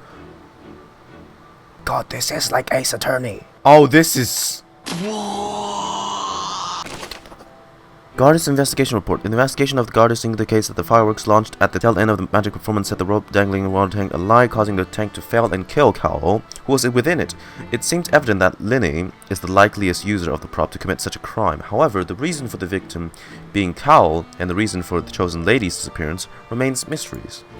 Deceased identity. The deceased is one of Lyney's assistants, named Cowell. He's well trusted by all his colleagues. His job is setting up and inspecting props, as well as assisting the show and keeping up. Dude, I love this. I really do. This is genius. Oh shit. I don't know how long this mechanic is going to last or like / play a part into the story, but this is cool. Okay, so Whoever the murderer was, they must have made preparations well beforehand. fucking Paimon. Oh, there's 3. This is so cool. Okay, examine the white line. This is where the magic box was struck. If Cowell weren't inside the box at the moment, he might have dodged the falling water tank. Examine damaged box. The broken magic box was left on the scene after the guards completed their investigation. Looking at it now, the water tank must have struck it really hard. Ugh, I hate to see the state of his body. So this is the rope that broke and caused the water tank to fall. The rope looks pretty durable. How can it be burned through so quickly by fireworks? So either Lyney didn't realize this was a safety concern, or someone tampered with it. It looked more like it was cut. Look! This bit is made from different material. Most of it was burned away, but there's still a little bit of it left. It seems to be flammable, like a type of flash cotton. So if a rope meant to hold something was made with that kind of material in it, then that means... It gets snapped right away. Wait! Why don't you write all this down? Let's take notes! Special rope. The rope was used to suspend the water tank. It suddenly broke when the fireworks were being launched on stage. The investigation has shown that the location where the rope snapped was made of flammable material. Okay, let's question him. Maurice. This location has also been cordoned off because the Magic Troop members are currently considered prime suspects. The investigation team is still collecting evidence. The seats were all booked in advance, so we were able to deduce the missing woman's identity by checking the guest list. Could you tell us who she is? Her name is Halsey. She's a painter from Fontaine who's made a bit of a name for herself. Apparently, she wasn't a regular at the Opera House, but she'd been feeling some pressure with her work lately, which made her decide to come see the magic show. The Magic Troop members all claim not to know her. We have looked into her social connections. It seems that she has no personal grievances or conflicts of interest with the suspects. Simply put, she wasn't related to the Magic Troop at all, which matches the features of the previous serial disappearances. Were the victims of previous cases also chosen at random? That's how it seems to us, in any case. Apart from the fact that they were all young women of around the same age range, there really weren't any other connections between them. Could they be abducting people to train at the House of Hearth? Ah, okay. Halsey is the missing person. She's a famous painter and came to watch the magic show in order to take a break from her own creative work. She isn't known to have been entangled in quarrels with any of the members of Lyney's magic troupe. The investigation team has some new findings. Turns out there's an issue with the random number selector after all. Really? See, I told you. What if the machine picked some big guy's seat? You think the murderer would have still made his move then? Sorry to interrupt, but we're helping Lyney and Lynette with their side of the investigation. What were you saying about the number selector? There's something wrong with it? Tampered with as well. Trying to help them? That'll be a tall order. Just give me the info. Well, we thought there might be a serious problem with the machine, so we had it taken away for further inspection. I'm so sorry, but this is really kicking back some Ace Attorney vibes. It turns out that the seat number it picked wasn't random at all. The machine picks that same number every time. I'm sure you already know that you have to make a reservation in advance to get a seat, regardless of whether it's a trial or some performance. In other words, Lyney knew who would be sitting where from the very beginning. Or the machine could have been swapped out. Random number selector. The device was used during Lyney's magic performance to choose a lucky member from the audience. However, the guards have found that it will generate the exact same number no matter what. Clearly, someone has tampered with it. Lyney's magic tricks were the stuff of legends. But the way he did this crime, he should have stuck to doing magic. Look, doing magic tricks is one thing. Pulling off crime is something else entirely. Maybe he was just too full of himself. See, everyone's convinced it's like Lyney now because Furina Folcalor wanted to make such a big ruckus. Like, of course they're gonna take her word for it, right? Her, on the other hand, probably just treated this more like the performance that she always comes and watches. And just like, oh, I can say this to make it more exciting, and oh, everyone ends up believing you now. Oh boy, what a twist. I see that you're investigating the area. Well, it just so happens that I'm interested too, the way I see it. It all started with that loud thud. Right. The thud? Oh, you mean the sound that happened during the countdown? Yes, exactly. It wasn't terribly loud, but I suspect that most people heard it. It's just that everyone was awaiting the results of Lyney's trick with bated breath, so no one paid it much mind. But now that the incident has happened, the thud has become an important clue. Yeah, what was that noise? I'm of the opinion that it may have been the sound of Lyney's accomplice. Lynette, perhaps. jumping atop the water tank or But he still something thinks like it's that. the magicians. And when the pyrotechnics went off, she cut the rope, sending the water tank crashing down. Wait, wasn't the noise we heard too loud for that? Perhaps the balance wasn't right, leading to a particularly rough landing. Then wouldn't the water tank have started to swing a bit in the case? Oh, that's true. I Remember, suppose I must reconsider. we're supposed to prove their innocence. That does remind Paimon, though. What was with that sound? During the switching performance, there was a loud audible thump that many in the obvious member heard. There's no way they're just gonna make one section of this and just use this. I feel like there's gonna be several more cases we're going to have to debunk, and I am excited. It looks like an ordinary box, but Lyney somehow moved instantly from the stage to being inside of it. How'd he do it? There's gotta be like a flap. Hello. Lyney's still talking to the guards. It seems he'll have a lot of explaining to do. I think someone will be assigned to monitor us later, but that's alright. Sorry folks, we're doing our best. Hey, you! Yes, both of you! Over here! I've been keeping an eye on you for a while now. Wow! You don't have to have your mafia gangs filling the camera with those JoJo poses. Navia! If I'm not mistaken, you're also among those who wish to cut down the thorns and pursue the truth. No? Yeah, I need a pull for her. Definitely. Have you never heard of the Spina di Rosula? From mediating disputes and providing protection to solving conundrums, you name it. Spina di Rosula does it. Alright. And I, Navia, have the honor of being its renowned president. Damn. Though those who play by our rules call me boss. Hi, boss. I'm Silver, her attendant. Pleased to meet you. Silver. And I'm Melus. Demoiselle's various daily needs and affairs are under my purview. Huh? Boss? Demoiselle? What gives with the names? Well, I am the second generation president. Uh-huh. Melus and the others are still used to my previous title. My apologies, Demoiselle. Should you prefer, boss, I will endeavor to use that instead. No need. You don't have to call me boss. Just Navia is fine. Alright, Navia. Okay. So you want to investigate as well? Look at the stars in her eyes. That's right. I've always kept an eye on the serial disappearance cases. My interest stems from a matter back from my father's time. Judging from the look of things, I find Lyney an unlikely mastermind.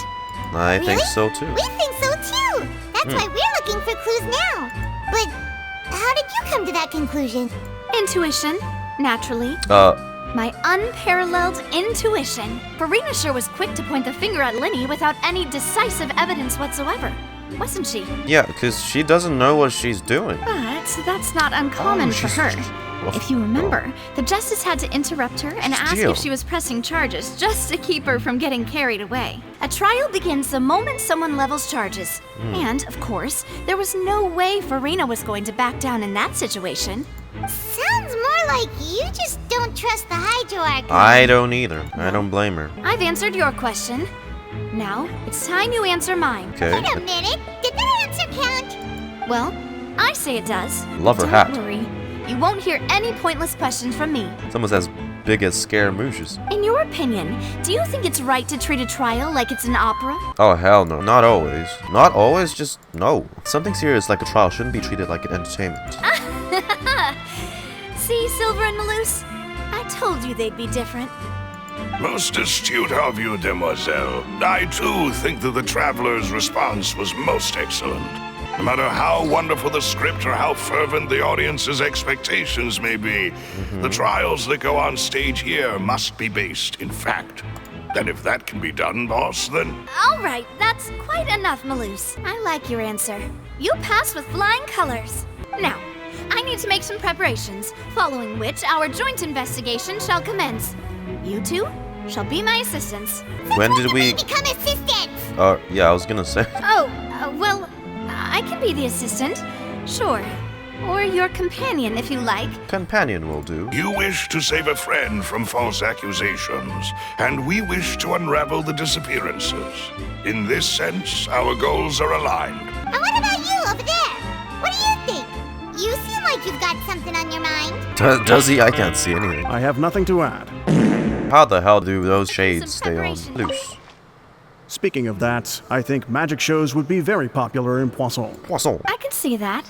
Maybe I should try to learn some magic. If I could make things disappear, cleaning my room would be a cinch. You need not worry about such things, demoiselle. That falls under my duties. You don't feel bad making them do that? What is Poisson? Oh, it's the ghostly ship-looking place. Sorry, but no one can freely enter or exit the Opera House at the moment. If you wish to leave, you must register your identity with us first. Were you always guarding this entrance? Yes. After the Chief Justice gave the order, everyone coming in or out must undergo a strict inspection. Their little mouths moving. The missing girl couldn't have left from here. At least, not from that point on. Because I was in charge of security near the entrance at that time. Okay. I couldn't see Lyney's performance from here, which was quite a shame. Just my luck. But still, I did not abandon my post. And I stayed put no matter how loud the applause was. If someone had so much as even approached the door, I would have noticed it, let alone if they had tried to leave. We Melusines are good at that sort of thing, you know. It's safe to say the girl couldn't have left through here. Entrance and exits the Opera House. No one left the Opera House during the magic show, and after the incident happened, only those who had their identities cleared by the guards could leave. Ooh, things are getting interesting, huh? We're about to see how magic is made. I'm gonna remind you that someone still died.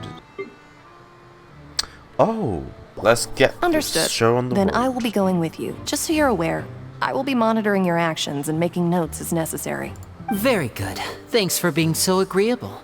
I'd pull a rose out of my hat as a gift for you if I could. You may spare the pleasantries. I'm just doing my job. You've arrived. Who's this? Me? I'm Spina di Rosula's guardian angel. If you've got a problem, I've got the firepower. Sorry, I got a little carried away there. Call me Navia. I'm a partner of theirs, and will be helping investigate this whole situation. Oh, new helpers? I would be most grateful. It's not every day you get to see the secrets behind magic performed on such Yeah, she wants to see how it's debunked. I appreciate your kind interest. Come with me. We'll be heading below stage. A world of secrets is hidden beneath this magic box, prepared specifically for this switcheroo trick. But Yeah. before I reveal everything, There's a you trap should have door a or look something. first. Notice anything strange here? I'm not trying to be dramatic. Remembering the details of a trick will help you understand the methods used to perform it more easily. Weren't there balloons and other decorations here? Where did all that go? The back of the door isn't the same. You mean the inside of the door? What's different about it? Paimon didn't notice anything. Very good indeed. Oh. I thought you might not be able to catch that, given that you were sitting in the first row. There's two sides of it, huh? The back of this door was patterned. Those patterns are now gone, replaced by a smooth wooden board. So, if you put 2 and 2 together, what do you get? Wait, does that mean there's another box inside this one? Exactly. All right, let's go. I'll tell you how it works as we head down. Oh, so there was a passageway under the magic box. Oh, and this passage linked two boxes together. The 2 magic boxes are positioned right above the 2 entrances of the tunnel. See this flatbed trolley? Ah. The box with the lucky audience member in it would be shuttled over to the other side using the trolley. This trolley can raise and lower and even rotate, ensuring that the box will face in the right direction. I see. So that's the purpose of the box inside another box. Yes, so as if it never moved places at all. Precisely. The inner box would descend after the audience member was put inside and be moved along the trolley. All while the outer box would remain on stage as if nothing had ever changed. So that's how you did it! Once the box was lowered, the trolley would store some energy through this device here, with which it would complete the rest of the steps. The audience member would only be able to feel some slight movements in the dark, and by the time she walked out, she would already be back on stage. Then what about your side of the trick? You even came out for a moment near the end! Ah, yes. A phonograph operated by Lynette was used to achieve that effect. Phonograph. My assistant and I had already yeah. scripted our conversation beforehand.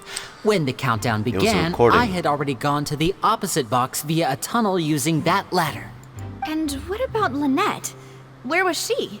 I was in the mezzanine space in the back of the box. Oh, Interesting. That's how we were able to coordinate Lyney's lines with the assistant. And, by the way, I was the one who walked out of the box at the end. I mean, we are twins. All it takes is a change of clothes and no one can tell who's who. Really? And that's my favorite part of this trick. Only Lynette and I can perform it. So that's how it all worked. Wow. Every detail you revealed was more amazing than the last. I can tell a lot of thought was put into this. Lynette would briefly walk out of the box and then go back in, jumping into the tunnel and escaping before the box on the trolley could finish ascending. And then I walk out of the other box in the audience area, and the trick would be complete. The operative word here being would. Except something went wrong. But as you saw, Cowell was in the box, not our audience member. She, on the other hand, mysteriously vanished. We really don't know how that happened. If not for that interlude, this would have been an astonishing trick. I probably never would have figured out how you pulled it off. And yet, to think that someone was able to use this magic trick to commit a crime. Could we have a look around? I think we can come up with some more leads. Thanks, everyone. We're counting on you. The magic trick. Lyney gave a detailed account on how the box was supposed to work by using a box inside a box. The idea was for the box containing the audience to be transported across via a tunnel underneath, and Lyney himself would use this tunnel to get to the other side. Meanwhile, having changed her outfit, Lynette and her assistant would take charge on on-stage interactions. The magic box on stage had an additional layer to its rear, in which Lynette and Lyney's clothes remain hidden. She would appear at the end of the magic trick and lead people to believe that Lyney had been able to instantly move to the box on the other side.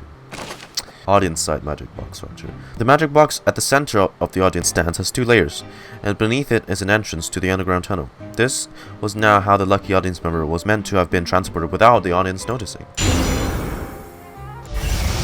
Examine ladder. A ladder is required in order to return. Okay, yup. This should be the control device for the trolley. It seems to be able to operate automatically. What's this? Oh, it's like a grappling hook. Lyney didn't mention this earlier. Perhaps it was a prop for a different trick. But why would it have been left here?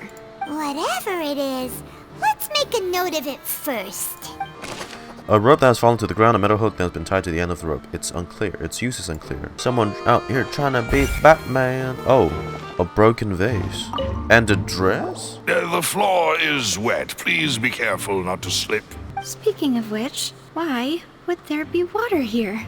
Maybe for a trick? It's one of those tricks where you pour water into a jug and then flip the jug over only for the water to disappear? Here's a broken vase. Huh. Did the trolley knock it down while moving? That can't be. The trolley moves It's along too far. tracks from start to finish. It couldn't have hit the vase at this distance. There are many pieces of broken lava vase on the side of the tunnel. All the water within it have been spilled. Judging from distance, it seems unlikely it was knocked over by the trolley and meant for transport magic box. And the clothing. Oh, these are the clothes that the lady chosen from the audience was wearing, right? Her clothes are here, but she's nowhere to be found.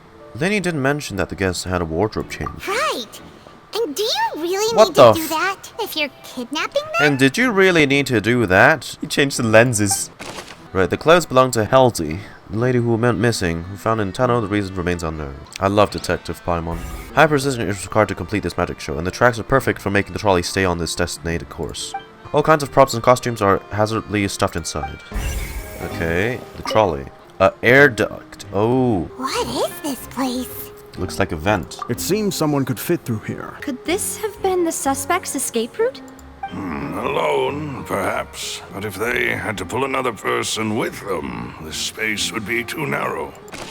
Tunnel vent. The tunnel vent looks like it could have allowed one person's passage, barely, but leaving along with the missing lady seems like an unrealistic prospect. I mean, I don't know, unless the lady was the culprit, which is, pretty sure she's the victim, but if they're saying it's just one person... Let's find a place to sort out our findings once Malus returns.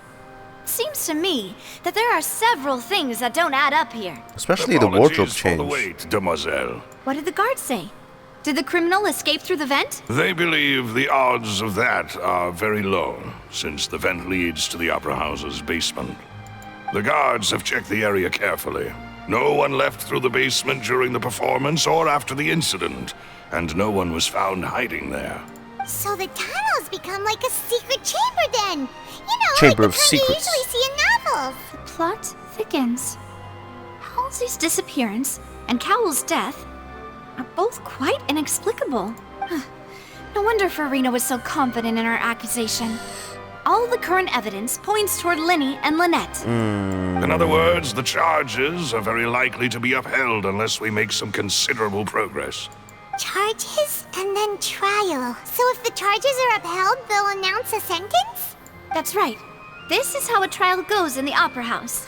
During the proceedings, the Chief Justice and the Oratrice will hear statements from both sides. The Oratrice, the AI. That's right. This is how indemnitium is produced. The statements from both sides, the defenses from attorneys, witness testimonies, and even the audience's emotions will all be projected on the Oratrice. It's as if the Oratrice has its own will, and is a judge in its own right. This also precludes any kind of favoritism on the part of the Chief Justice. And not that this has ever happened anyway. Fascinating. Once both sides have finished speaking, the Chief Justice will make his final decision. This, too, will be used by the Oratrice as a reference. Who's to say the Oratrice can't have favoritism? It has its own will, right? So that machine is the one that actually decides? I thought Neuvillette called the shots. In practice, there is very little difference. Both have always come to the same judgment, which is why people have great faith in the Chief Justice. But we still have missing pieces of info. See? We're missing 2 pieces. They're concerned that we might be colluding with outside parties, or that we might find outside help to disrupt the case. And even if that were not so, it could prove problematic if we happen to spread key information about the case ahead of time. I'm ready to break out at any time. Whoa, whoa, there's no need for that. Paimon thinks they have a point. That said, are they providing food? Of course. In that case, let's just sort out our findings together here. Pity. I was hoping to take you to try some of Fontaine's famous desserts, too. Huh. Breaking out suddenly doesn't seem like such a bad idea after all. Paimon. Just kidding, just kidding. Paimon will still do her best, even if there are no snacks. What do you mean, no snacks? Of course we'll have snacks. If we cannot buy some, then we'll simply make some. Oh, yeah? Huh? Understood, Demoiselle. Everyone, please come with me. What, there's a... What? Where are we going? Wait, you're carrying a portable stove with you? Bro. Yes, I must be prepared to meet the Demoiselle's baking needs whenever the fancy strikes her. I have eggs, sugar, and almonds at the ready. Good work, you two. Then I'll get to it. Please sit tight for a moment. You'll get to taste my awesome snacks soon enough. Do not question my lady's choices. Navia methodically handles the ingredients and pulls fresh macarons. And Paimon thought it smelled good while it was still in the oven. Oh, it's even better now. Paimon can't stop drooling. Those are some fat macarons. Pretty sure those aren't supposed to be this big. It's the size of a burger. But you ended up doing the entire thing by yourself. Beating the egg whites, grinding almonds, everything. I was applauding. And I was giving encouraging smiles. That's not quite what Paimon meant, but okay. I don't think it's carved in stone anywhere that fancy ladies can only read books, sip tea, ride horses, and play the piano. I just really enjoy making snacks, fresh out of the oven. So large. There's 3 for each of us. Tea is ready to be served as well. This is Demoiselle's favorite. Strong black tea with a floral fragrance that clears the mind and lifts the spirit. Thank you. Why don't you take a break as well? No need for concern. I'm merely doing as I should. Down to business. As Paimon mentioned previously, the tunnel seems to be something of a secret chamber. However, we can assume that Lyney and Lynette were not alone within it. Some criminal also occupied its sealed confines. The magician twins could have committed the crimes, of course, but they lack any logical motive. Exactly. Why would they do such a thing right when everyone was watching? So apart from the twins, we're left with 2 other people. The missing girl and the deceased. The flower vase and the thud we heard during the performance could indicate some altercation between Halsey and the criminal in the tunnel, resulting in the shattering of the vase, the discarding of her clothes, and her abduction. Perhaps the criminal thought that since she was chosen from the crowd, she would be too easy to identify if she was still wearing the same clothes. Paimon thinks that makes sense, but the real trouble is... There's no evidence that this third person even exists. None of the clues we found thus far support the existence of this third person. The only people left to consider are both technically victims. Whether it's the missing girl, Halsey, or poor Cowell. Could Halsey have secretly made modifications to the magic props in Right. order to murder Cowell before making her escape? But she had no way of knowing how the magic trick worked. That's right. And even if she had tampered with the setup, she would need to understand the entire trick to pull it off. Nor does she have any motive. The guard said that she has never had any dealings with the Magic Troop's members. Your macarons are amazing though, Navia. They smell great! They're nice and crisp and super sweet! They are my specialty after all. And I see you've already had 5 of them. Damn? What? 5? Oh, that can't be right. Paimon only counted 3, honest! No, you took some from the tray. Please don't worry about it. At my age, a few less sweets might actually be a good thing. No. Being greedy is one thing, but Paimon knows how to count. Besides, Paimon knows that if she ate too many, then others wouldn't have enough. Oh, it's fine. Everyone knows how much you love eating. Wait, even you don't believe Paimon? How could you? What? If Paimon ate those 2 extra macarons, then may they turn into stone in her stomach! All right, we get it. Well, I suppose one of us might have gotten too engrossed in our chat and eaten them by mistake. No big deal. Malus, set up the stove again if you would. Huh? What are you doing? Making sure everyone gets 3 macarons, of course. Oh, there's no need for that. As you wish, demoiselle. And I have the egg, sugar, and almonds. At the ready. Navia does a second round of baking over the 2 missing. However, the discussion follows does not yield much progress. Well, that's it for snack time. I'm going to have another look around the area. All right, thanks for your help and for the snacks. It was nothing. A small task for the Spina di Rosula. Silver, Malus, it's time to go. I'll be back if I find anything new. Probability of third person being involved. Either Cowell nor Hazley had a motive, but after talking to Navia, the likelihood of a third person being involved seems very low too. Alright, it's time to put our heads together. We've got to get our defense ready for the trial. Well, we'll work with what we have. Not sure how good it's gonna be, but oh boy. The next day. What do we do? The whole situation is so confusing. I do have some thoughts. Let's take things step by step. Good plan. Impossible things don't just happen. We'll get to the truth one way or another.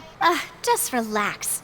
Even if everyone else suspects Lyney and Lynette, at least we will be supporting them from the stands. Something they say during the trial will eventually reveal more info to us. That's what I'm thinking. Besides, I doubt Furina understands any more about what happened than we do. Best of luck to you. I don't trust that bratty Archon. At least with the job she's doing. Oh boy. Oh man. Finally, you're back. Well, how did your investigation go? To be honest, you might be disappointed. No. We're already very grateful that you were willing to help. Well now, don't you all look disappointed? Don't tell me that your investigation came up empty-handed. That was to be expected, of course.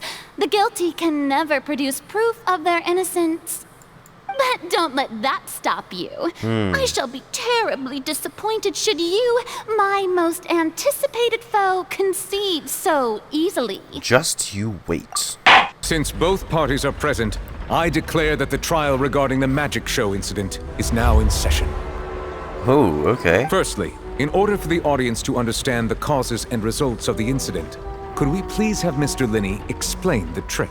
Lyney clearly reveals the details of a magic trick. Everyone in the audience is stumped. Thank you, Mr. Lyney. In that case, I take your statement to be that you ran to and remained hidden within the magic box in the audience stands once the trick began, and thus could not have committed the crime. Yep. Is this correct? Yes, that's correct, Your Honor. In that case, I call upon the prosecution. Lady Furina, do you wish to refute his statement in any way? Why, of course I do. Allow me to take the first shot and break this case wide open. Mr. Lyney is clearly lying. Okay, alright, here comes the Ace Attorney. There is no way you could have been in the box the whole time if you were to abduct Halsey and murder Cowell. In fact, I'd say you were hardly in that tunnel at all. Alright, so where's... That is simply your hypothesis based on the presumption that I'm guilty. Where's the proof? Oh, is that so? And if I may ask, What did you hear while you were inside your box? The roaring countdown of the crowd, of course. That's how I kept track of the time and built anticipation for the finale. And you didn't hear anything else at all? Nothing that might leave an impression of any kind? No, nothing. I like these split camera angles. But when the count reached 30 seconds or so, there was a thud. One so loud that I believe practically everyone heard it. Huh? How could Lyney not know about that sound? Yeah, I'm sure he could have heard a noise that loud from inside the box. I was right by the box and I definitely heard the thud. Oh. Look at those scales. Could those mean... That probably represents the Archie's stance on the trial. Well then, ladies and gentlemen, allow me to use the words of the magician himself. You never know what can happen in the blink of an eye. Indeed, it seems his alibi can also collapse in the blink of an eye. Can you... Of course, I have armed myself to do far more than smash your alibi. Confidence cannot go unfounded. Right. And my foundations are rock solid. You still haven't, like, shown any evidence or something? I have an entire record book kept here. Furina, you're just talking. Aren't you and Lynette actually from the House of the Hearth? What? What? They just dropped it like this? What the House of the Hearth? They're Fatui? No wonder they did something like this. Wait, they just mentioned the serial disappearances were the Fatui's doing. Now it all makes sense. Furina's aware of the House of I have a Hearth. feeling that what happened on stage probably wasn't just an accident. Well, no fucking shit. Oh. That's irrelevant. Our identities have nothing to do with what happened. He's not disproving it. Are they actually? Indeed. Then perhaps you could tell us everything that happened during that 1 minute. Your first priority is to prove yourself innocent after all. I'm sure there is little that needs to be kept secret now. Unless your script already has holes in it. The Outlander is speechless. My, oh my, don't they look flabbergasted? Fair enough. This was almost too easy. Good thing I made all those preparations. Seems the all-nighter I pulled last night is really paying off. Oh god, you even stayed up all night, eh? You never disproved her accusation. They're actually really? Hey, Lyney! Why didn't you tell us this before? Lyney and Lynette are Fatui. Order! Order! Or Mr. maybe Lyney, they allow only me to once establish the facts. was. Lady Furina has raised 2 points. First, when the thud was heard in the Opera House, you were neither in the box nor the tunnel. Second, you and Ms. Lynette are both members of the House of the Hearth. Are these claims true? It may be irrelevant, but actually no. If they're Fatui, that just makes for a motive then. There's no doubt about a magician's ability to con others. Given how Lyney has concealed his identity, this could all have been set up beforehand. Plus, Childe is here in Fontaine along with the other house operatives. There must be some scheme at work here. I've been a victim of such schemes before and now. Please answer my question, Mr. Lyney. I'm sorry. You are. Yes, they're true, Your Honor. Well, that's it. We might as well move on to the sentencing already. Optimistic. You guys in the audience are sick, I tell you that. Permission to speak, Your Honor. Granted. My client has withheld some key information. My defense cannot proceed. In that case, what is your request? I request a brief adjournment. There are things that must be discussed. Is that really necessary? They're already as good as guilty. What is there left to discuss? Order! Order, I say! Your request is reasonable, and we shall adjourn. This trial will reconvene in 1 hour. So you would stick to Mr. Lyney's defense even after knowing what you do now? You certainly have more professionalism than I thought. In that case, my dear audience, Let's allow the joy of victory to steep for a little while longer. I'd love to know how the hell she knew they were from the House of Hearth. Unless she's made a deal with Arlecchino. Okay, hello. Time to come clean. This is awkward. I didn't think the Hydro Archon would dig all that up. She said all that, but then she didn't give evidence. I guess because she's an Archon, she doesn't really need to.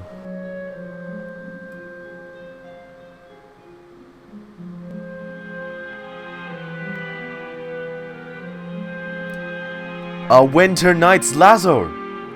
These are the chords!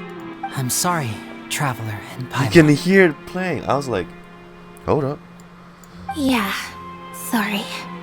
Is it just you two, or is Freminet also from the House of Hearth? Paimon doesn't know where to start. We trusted you two. We based our entire reasoning on the assumption that you weren't bad guys. I mean, maybe they escaped. Not to set the wrong tone or anything, but Paimon's really mad. I'm very sorry. I know you're angry, and reasonably so, but please, let me explain. I know you've clashed with the Fatui several times before. I wouldn't be surprised if just hearing the word is enough to make you upset. But our organization is very, very large, and the Harbingers have very different personalities and goals. Our organization... They're still associating themselves with them. You two are still working under them. You're working under Arlecchino. Right now, we want to save people. As many as we can. That's right.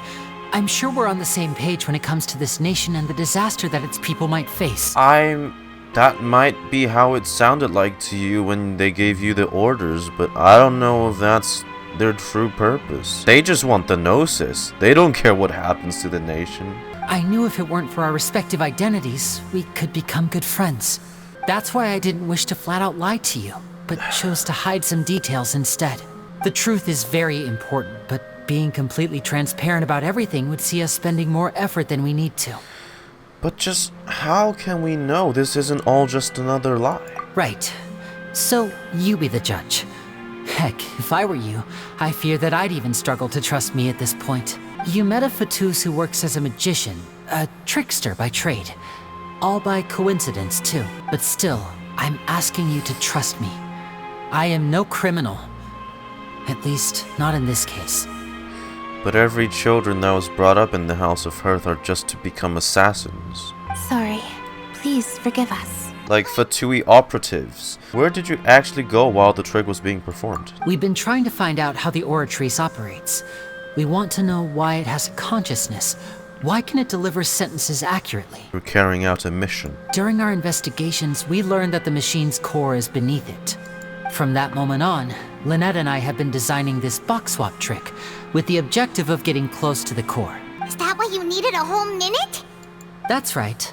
Right. In truth, the audience would take about 75 seconds to count down from 60, while I would only need 15 to get to the opposite box. Right. So, after jumping into the tunnel, I accessed the Opera House basement via the vent, and went to investigate the room in which the core is stored. That air vent was created during the construction of the tunnel specifically to execute this step. And what did you find? Well, nothing. As soon as I reached that room and was about to investigate, I heard someone's voice. Which should have been impossible, of course. I was quite certain that I was the only one in the room. That voice seemed to recognize me and tried to speak to me. I chose to err on the side of caution and retreated the way I came. On the way back, I saw the broken vase and the clothes on the ground, but the countdown was almost finished, so there wasn't time to give it any thought. After that, the homicide occurred just as you saw. Well, that explains why you didn't hear the thud. But why do you want to understand how the Oratrice operates? Because of that prophecy I told you about, of course. We must know all we can about this nation's secrets in order to deal with that prophesized crisis. That's the only way we can save everyone. I'm curious, are you guys originally from Fontaine, or are you Snezhnayan? So, there you have it. The whole truth. I swear, I didn't hide anything from you this time. Like I said earlier, you can be the judge. If you want to leave because you don't trust the Fatui, there's nothing I can do to stop you. I will defend you from these charges. I believe that judgment will be dispensed as it should. Okay, thank you. Thanks for giving us a chance. The current problem is that the scales are tipped pretty badly against you two. If we want to refute the Hydro Archon's accusations, we're gonna need a seriously watertight defense. Actually, we already have the key evidence we need. Huh? This is what the missing info in the book was, wasn't it? Lyney claims that he headed to the chamber containing the Oratory's core upon entering the tunnel and did not witness the crime taking place, and thus he did not hear the thud.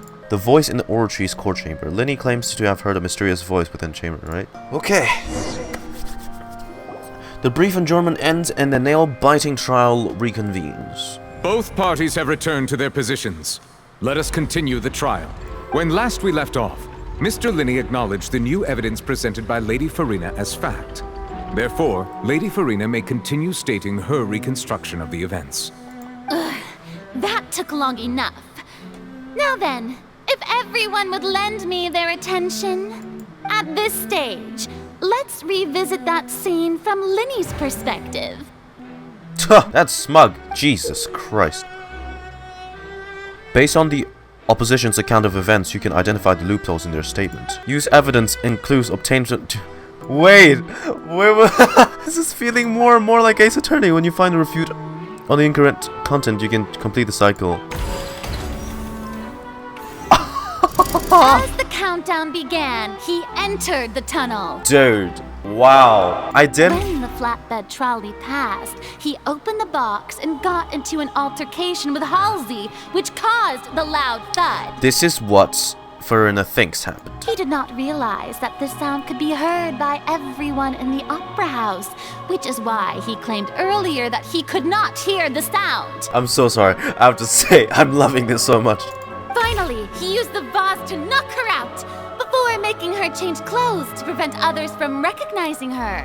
At this time, Cowell arrived in the tunnel, having heard that strange noise, and caught Lyney red-handed. So Lyney proceeded to knock him out too before stuffing him into that box. Afterward, Lyney passed the unconscious Halsey to his accomplice through the magic box in the audience stands, before operating the devices such that Cowell's death would be ruled an accident. And there you have it. That's the truth behind what happened. 1, 2, 3, 4, 5. Does the defendant's side have any objections to Lady Furina's description of the events? The key to refuting Lady Furina is the order of events. What Lyney experienced and what he saw.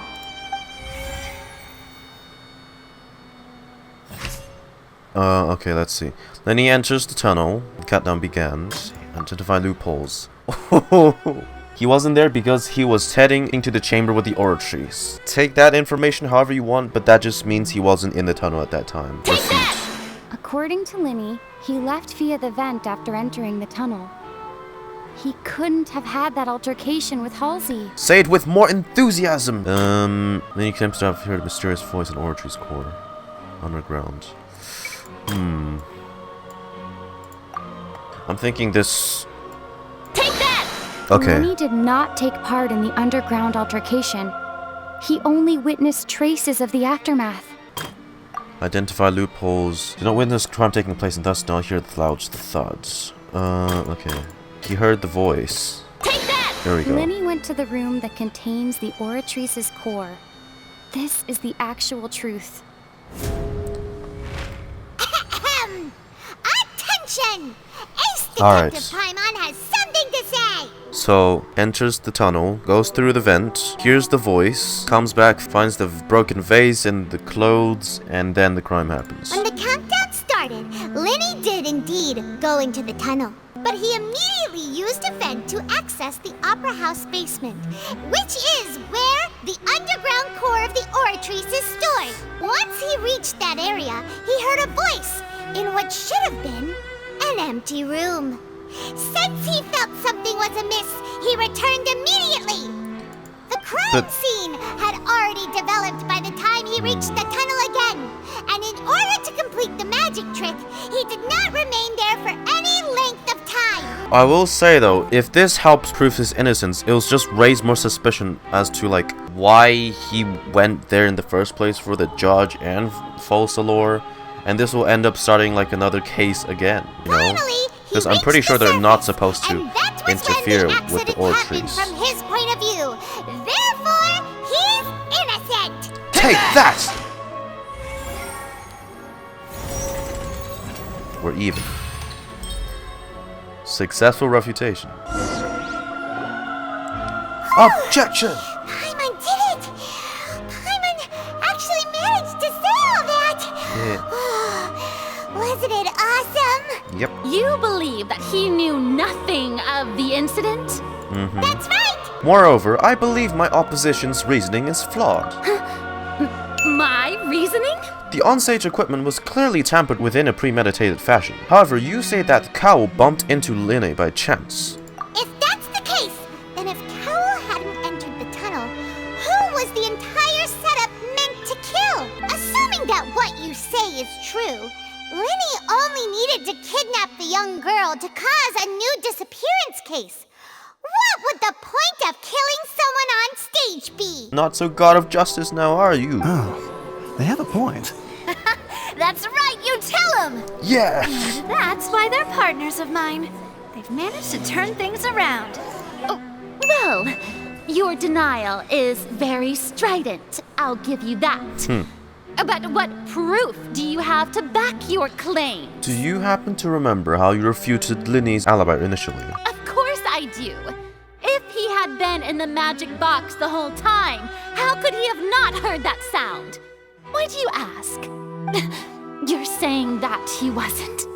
Your claim has now become my weapon. Your claim has also become a critical clue. Oh. Yep, gotta be this one. Are you sure we don't need to give Oh shit. That's right! Lyney wasn't in the box or in the tunnel. That's why he didn't hear anything strange during the performance. This means that when the crime happened, Lyney had already entered the basement via the vent. The same clue you used to disprove his alibi has now become the best. You're too close to the camera. How do you like that? Well played. To think you'd use such logic. Look at your ego breaking. Your confidence, I can see it cracking. Well then, if it wasn't Lyney who committed the crimes, then who was it? The murderer was. Select the gear icons in the interface to correspond. Okay. Select the answers to fill all the empty gears to verify the corresponding of your deduction. If you have made mistakes, you can make another selection from the remaining options. Once you've answered all the questions correctly, you can complete this logic chain. Oh. Okay, if Lyney's no longer under suspicion, the only members of the troupe will be able to tamper with the props. Assistant, The clothes belong to Halsey, the lady who went missing and found the tunnel. Could there have been a third person involved? Is that really a possibility? Who was the person who committed the crime? Incorrect. The deceased's name is Cowell, Lyney's assistant. He would have been able to tamper with the equipment.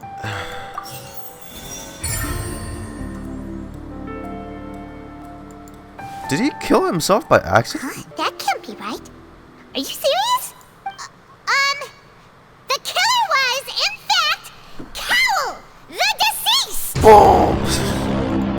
Oh, is that so? How interesting! Let's hear your reasoning then. Cue up the music. What I must do next is recreate the truth, what Cowell did, and how he went from would-be perpetrator to victim. Cowell. Oh, let's see. How can we envisage Lyney as having been unable to interfere with the crime? Lyney was not in the tunnel at that moment, which gave our criminal ample time. Altercation in the tunnel. The sound we heard may have come from a clash between the missing Halsey and the criminal. I'm gonna say this one. Who is the prime suspect currently? Where did the missing Halsey go? No. The criminal must have understood the methods behind Lyney's magic trick, must have been in a position to easily modify the equipment. Leaving aside how he died, Cowell had all the means to commit the crime at the time of disposal. The strange noises could have likely been the sound of Cowell and Halsey struggling. Lyney was not the tunnel in that for 1 minute. This could have been time for Cowell to bring Halsey out of the magic box and out on its stands. But according to the guard's testimony, no one entered or left the opera house. So even if he had taken her, there'd be no means of exiting. Exiting from the box would have been in full view of the audience, pretty much guaranteeing that they would have been discovered. What's wrong, Traveler? Are you still having trouble figuring things Where out? in the world would Halsey go? I see how it is. So this was all just a bluff. And here I thought you had something to show for it. But it seems you're still far from the truth. Since we're at a dead end, why not consider a different track? Just like the trick as it transpired, the end result must have been utterly different from the magician's initial design. If only we knew how Halsey disappeared. Well, that would be nice, but the tunnel only has 3 exits, and none of them seem very likely. And it's not like this is a magic trick where you can just make a real live person disappear. You know, like you did from that water tank, Lynette. Magic escaping from the water tank. Wait, could it have been the water? Excuse my interruption, dear opponents. But do you not see that the crowd is growing impatient? There is no greater sin in this opera house than an awkward delay in the performance. It's rising in her favor again. If the defense is unable to make further effective arguments, we will move on to the next stage of the trial. Hold it! Hold on a second! The vase was not broken by chance. It was used to cover important evidence. The water. Aha. Okay. Oh, Paimon gets it! It all comes together if Halsey disappeared instead of being kidnapped. Lynette escaped from the water tank, vanishing gradually and leaving only clothes behind. If there's a similar method where a person could be transformed into water... Oh, just a moment, please. I do hope you know how preposterous... Can you just hear me out? I request that we examine Cowell's personal effects. We might find something there. Magic tricks are ultimately just illusions and misdirection. But Halsey's disappearance is very real. We're talking about 2 completely different things. Even so, I trust the Traveler's judgment. Since Cowell was the deceased, we haven't placed much attention on him. But given that we aren't making much progress with the case, it wouldn't hurt to have a look at his belongings, would it? People really do come up with all sorts of harebrained schemes when at the end of their rope. The way I see it, your suggestion that we broaden the scope of our investigation is nothing but a tactic for stalling the trial. Or finding the actual story behind this I believe murder. that this is a reasonable request on the part of an attorney. Since the trial does indeed appear to be at an impasse, I believe that additional evidence may help us make more progress. After some time, a guard returns with news. We are still examining the items, but we have already made critical progress that we feel must be shared with everyone post-haste. We discovered several test tubes of fluid within Cowell's baggage, each labeled separately. The notebook in his backpack claims that these fluids are water from the Primordial Sea. The Primordial Sea? Excuse me? Primordial? The note's contents also indicate that Cowell belonged to an organization that sells illegal drugs and that he had an accomplice. Wow. It wasn't that good after all. The notebook has many entries concerning safe usage of these fluids, in which the keyword dissolve appears many times. One of these tubes was labeled Opera Epiclese, along with yesterday's date. It is empty. The notes also state that these dissolution properties work exclusively on people from Fontaine. It's likely that Halsey was chosen as some sort of test subject. Oh, is that puddle of water her? As such, we believe that the defense's hypothesis is, in fact, supported by sufficient evidence. You've got to be kidding! People dissolving into water? They will all dissolve into the waters. This reminds me of a certain prophecy. Exactly. It's just a coincidence, isn't it? If people can become water, does that mean that the water tank's real use was as a means to hide water stains? And if Cowell was targeting that girl... Wait just a minute. Could that mean... You two, with me, quick! Hey. Let's go. Just trust me. Hi. Order! Order! It is undeniable that further examination of the deceased's personal effects has yielded some surprising results. but we cannot yet verify the veracity of these clues. Still, let us assume that these clues are indeed authentic, albeit with the understanding that Ms. Halsey has yet to be found. Guards, please continue examining the items along these lines. Mr. Lyney, it appears your hypothesis is supported by the evidence, so please continue speaking. Of course. Thank you, Your Honor. If we uphold this hypothesis, I believe that many of this case's seemingly unrelated clues can be connected together. Right! Like the metal hook!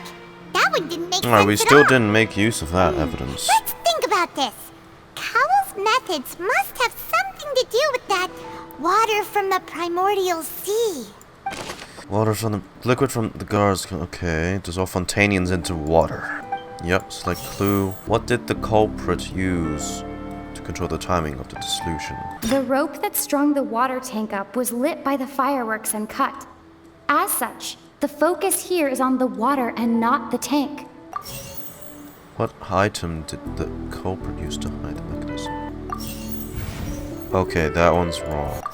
The hook rope. Okay. Halsey hook rope and the other function in the box plus the primordial water. It's Ace Detective Paimon's time to shine again! Alright. In the original plan, Cowell would tamper with the water tank rope and the number selector securing his target. When the magic box containing Halsey was lowered, the metal hook would retract gradually and pierce the balloon at the top of the box.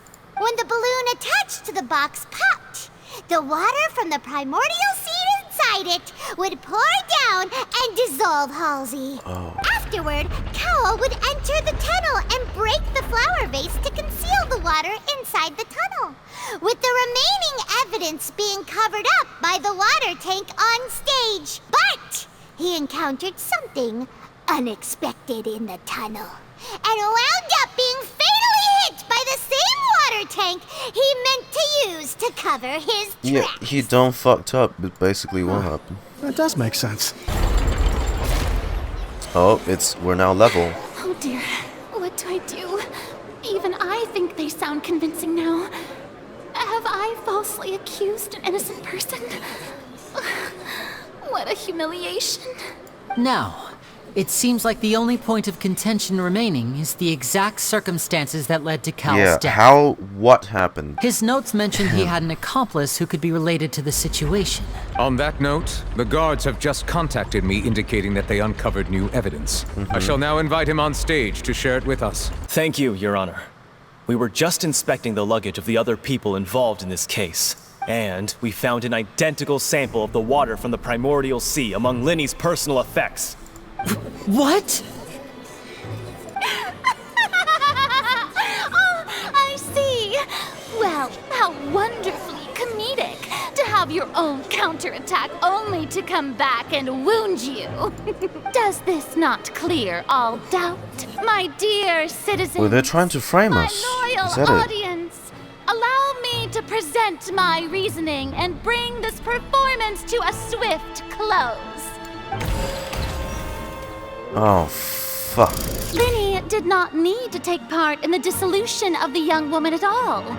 Indeed, he did leave the scene via the vent. Having made modifications to the props beforehand, his accomplice Cowell then caused Halsey to vanish using the water from the Primordial Sea. But upon his return, in cruel avarice, Lyney desired sole now makes it credit look and like he prepared stole. to do away with his partner in crime.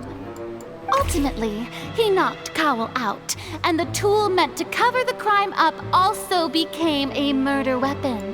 Now, as much as I regret having come to such a viciously straightforward conclusion, it does seem that the famed Fatui is quite the cold-blooded and ruthless organization.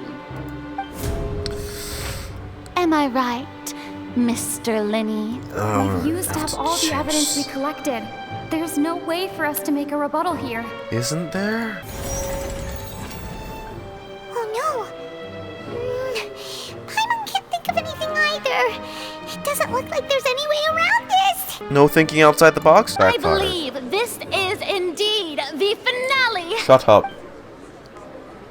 Now then, my one more left. noble Chief Justice, Should we not, in your view, move— Objection! Hold it! Excuse me, everyone, but I must interject. Miss, I must ask you not to shout and to respect the ongoing legal proceedings. Oh, come on. Don't be hasty. I have a good reason for interrupting, you know. Now, Navia, please would help. anyone here like to take a little break from all this debate and see a little magic? I'll show you an amazing trick. One that can bring a young woman who has disappeared back in the flesh, right before your very eyes. Please, do the honors, Mr. Lyney, if you would be so kind. No offense, miss, but miracles like that are beyond my scope as a magician. Come on now, don't be silly. Magic is all about misdirection, isn't it? It often conceals the truth while presenting a fascinating illusion. But once everyone believes the illusion, can't magic reveal the truth to them once again? And wouldn't such a trick be the most marvelous finale to today's performance? Come on, Lyney and Lynette, give it another go. Don't worry, Spina di Rosula has made the necessary arrangements on your behalf. But as the magic makers and stars of the show, I think I should leave the final performance to you. I understand. And voila. What, out comes Halsey? Oh. There she is.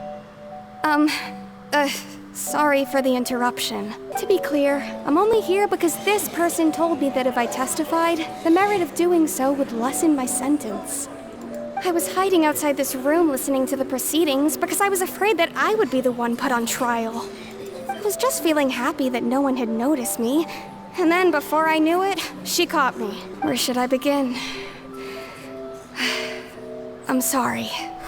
I'm the one who killed Cowell. I admit it. And here was me thinking back there that, come on, there's no way, right? It's actually her. What? Why? Firstly, my name isn't Halsey. It's Lillian, and I'm originally from Mondstadt. I heard that Lyney's show was gonna be a real thriller, but I missed the chance to buy a ticket, so I stole one. That's how I make a living. I steal stuff here and there. And I'd never been caught before. But I was noticed at the harbor a few days ago, and I barely got away. Lyney was the one who caught me in the act. She was the thief. Well, and I thought that would have been the end of it, but then the number selector chose me. He even mentioned the Fortress of Meripede. That's a prison, isn't it? So you can imagine how shocked I was. I thought he was on to me for sure.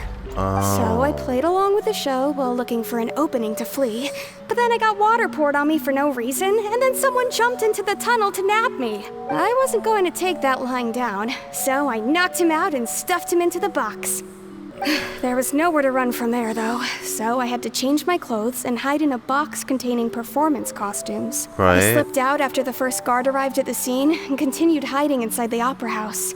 Can a person even hide in there? If they're a practiced hand at concealment, probably a professional thief could make it work. But I swear, I didn't know that the water tank would fall down. Really, I swear it. I may be a thief, but I'm no killer. Well, that makes everything pretty clear now, doesn't it? Yeah, now is the time to refute the Hydro Archon's previous reasoning. This time, we need to tell the entire story from Lillian's perspective. Well, that saved me from the brink of failure. The strange sound wasn't from a fight. It was Lillian's attempt to break out when she was frightened. Primordial Sea flooded in. Lillian mistakenly thought she was about to be arrested, and so broke out of the box with immense strength, causing the loud sound. The test for the primordial water failed. The flower vase was not broken to cover anything up, but was smashed during the struggle between Lillian and Cowell. And she changed her clothing. Lillian was afraid that she would be recognized if she left, so she changed clothes and hid, biding her time. Just what one might expect of an experienced thief. And it's Ace Detective Paimon time! Having been selected out of the blue, Lillian panicked. Her panic only intensified after she entered the tunnel and had water poured on her head. So she kicked the door open, producing the thud we all heard.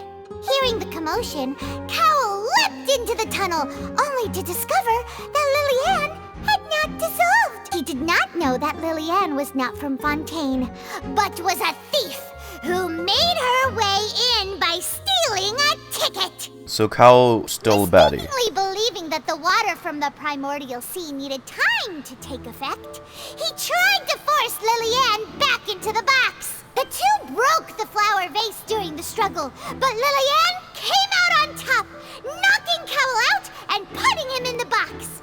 With no way of escaping, she changed her clothes and hid in the costume trunk until the performance ended. Here we go. Will it go in our favor now? Nope, it's still even. Successful refutation. She knew that she would have to go through guard inspection if she tried to leave afterward. So, she has been trapped in the Opera House these last 2 days. Jeez. Ugh. She had already become desperately hungry by the time we were chatting over macarons. So, she swiped 2 of them right under our noses. Talk about a sneaky thief. That's where those went. How the hell does she do that? At this point, all the events that happened in the tunnel have now come to light. In this case, Lyney is innocent. Ah, so that's the whole story. I am not sorry, Furina. Okay, thank goodness. Now then, Lady Furina, do you wish to speak against the defense's statements? Please answer the question, Lady Furina. Also, if I may add, the trial has not yet ended. As such, I request that the prosecution not she's leave about to the leave. room before the proceedings have concluded. She was gonna dip. What? Are you reading my mind now? That's your job. Just finish it, please. No. I have no further arguments. I admit defeat. But really, could you at least have left me with some dignity? You made it a scene yourself, okay? She's like a deflated balloon now. The own Archon being lectured like If this. there are no objections, then as the Chief Justice of Fontaine, I shall once again repeat the full sequence of events. The actual perpetrator of the serial disappearances, Cowell, selected his next victim from the audience reservation list. With some modifications to the selector, he could ensure that the pre-selected young woman would be chosen. To cover up any evidence while committing the deed, Cowell thought of allowing the water tank to fall, which would conceal the water left behind after the young woman was dissolved. Except... He also tampered with the rope suspending the water tank, using the fireworks at the end of the performance to cause the tank to drop and hide the watermarks. He poured the water from the Primordial Sea into a balloon during the preparation of the magic box, and stuck it to the box's lid. Finally, he passed the prepared hook on a rope through the gap in the magic box's door when bringing the young woman to said box. When the magic trick officially began, the box containing the woman was lowered into the tunnel, tightening the hook rope and bursting the balloon containing the water. If all had gone to plan, the young woman would be dissolved at this time. However, Lillian was not from Fontaine, and thus fled the box with a loud noise. Realizing that there was trouble, Cowell entered the tunnel and met Lillian. Thinking that the waters had not yet taken effect, he decided to proceed. However, his opponent was more capable than he thought, and he was overcome, knocked unconscious, and placed into the magic box, and thus became his own final victim. Lillian, He killed according himself. to her own statements, then changed clothes and hid until the performance ended, before hiding in other parts of the Opera House. As for Lyney, he was in the underground structures within the Opera House, and was thus ignorant of these happenings. They're not gonna question that? From this reconstruction of events, I guess we it's can conclude irrelevant. that Lyney, the accused, is in fact innocent. Hooray, Lyney and Lynette! Amazing! While there is much in Lyney and Lillian's conduct that should still be investigated separately, this See, case that's- at least can be handed over to the Oratrice to make the final decision.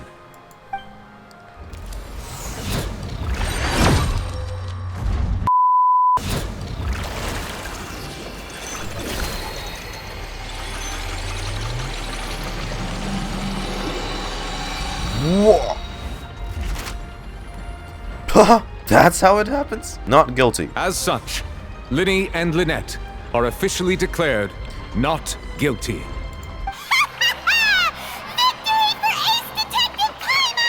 And me. You're welcome. Partners, thank you all. Thank you so much. Thanks for the last minute save too, Navia. I think we deserve an explanation, Guard Vaughn. How did you find the water from the Primordial Sea in Lyney's baggage? Right! You're discovery caused me to make a serious mistake, you know. Or was that not a discovery, but false evidence that you dare to bring before this court? I suspect that the accomplice mentioned in Cowell's notes was not Lyney, but you, yes? Oh shit. I'm sure you know what you must do to lessen your sentence. If infiltrated the guards. Speak quickly! Unless you want to earn yourself a one-way ticket to Coupon Town. I was just following orders. We were supposed to place blame for the serial disappearances onto Lyney, and thus cause suspicion to fall on the Fatui. The higher-ups said this was the best opportunity to do so. And now that your plan has fallen through, and the secrets of the water have been revealed, you have become a liability to said higher-ups, yes? Therefore, you would be wise to tell everything you know, and seek the protection of the guards. Yes, I'll tell you everything I know. Our boss discovered that the water can cause people to dissolve. It can also be made into a potion, which when extremely diluted, can cause people to experience unforgettable exhilaration. We've been in this business for a while now, and have made decent more Which is off. drugs. The disappearances were also the boss's idea. I mean, this is the boss we're talking about. Oh! He turned into water. Oh shit, that was the safety measure in case he ever spilled the beans. And now he can no longer talk. Shit. Such ruthlessness. I shouldn't have expected any less of How them. did they command? They said they're in the drugs business unless the drug was specifically, like, altered somehow or something. An outrageous act. All present, please submit to inspection immediately. However, nothing is found on the scene apart from the liquid left behind after Vaughn dissolved. So no, it works. Definitely works. We're just going back now? The problem seems to have been solved for now. We're not needed here anymore. Traveler, Paimon! Please wait. Lyney. I know you may not want to speak to me right now. Maybe you don't even want to look at me. Here, there's the OST again. Still, let me thank you again for defending me to the end. Even after you learned that I'm a member of the Fatui. I'd like to learn what's the plan they gave you. I just didn't wish to see anyone be falsely accused. I just wanted to be sure that we're square. I guess. But regardless, I'd like the opportunity to set things straight. I didn't approach you with any ulterior motives or ill intent. I've spoken to you as myself, just plain Lyney this entire time. As for why I'm a Fatus, it's because the goals of the House of the Hearth align with those of an orphan like me. That's all. That was how Father, who you might know as the Knave, approached recruiting us back then too. Father. Otets. Arlecchino. The Knave? The one who controls the House of the Hearth? She's your father? Why father? That's right. And since we're here, why that I was title? wondering, would you mind hearing a story? It's about my past. Do tell. Back when our parents first died, Lynette and I were left wandering the streets. To survive, I took to surreptitiously observing an older street performer who did magic. It took me several days to figure out how he pulled off his amazing tricks. That's where you found your talents. I took my sister through several streets until we found a crowded corner, and we began to perform magic tricks there. Which is how you made a living, I'm guessing. To my surprise, we proved to be pretty popular, and we could at least stop worrying about where our next meal would come from for a time. But I didn't want my sister to remain a street rat together with me forever. An aristocrat came to me and claimed that he wished to take us in after watching my performances. So you went from orphans to nobility just like that? That was how we felt at first too, as if fate was on our side and we could say goodbye to those painful days. But I gradually discovered that while we were called foster children, he was really after my talent for magic tricks. He would constantly take me to all sorts of banquets to garner attention, which he would then use to expand his social circles. He used you to. After one particular performance at a banquet, I discovered that Lynette was not on the same return vehicle as me. I went to that noble's bedroom and asked him about her whereabouts. The answer he gave me was, she caught the eye of the most eminent person at the banquet, so I sent her over as a gift. I mean, you'll be able to perform your magic regardless of who your assistant is, yes? Wow. Oh no. So he was gonna... Sell her off? I managed to ferret out the location of the mansion of that so-called eminent person and hurried through the night. But by the time I leaped over the walls, avoided the guards, and made my way in, all I saw was the moonlit ground covered in blood. And the knave standing there in the darkness. So, she'd already taken care of that guy. That's right. She had rescued my sister before she could come to any harm, and had even discovered several girls hidden in a basement, all of them orphans. But that just means you're passed from one evil grasp to another. You think Arlecchino's any better? She's probably worse than what he does. Father, I mean, the knave, might have seen something in me, and so she made me an offer. Your talent at trickery. The House of the Hearth welcomes you, for your interests align with ours.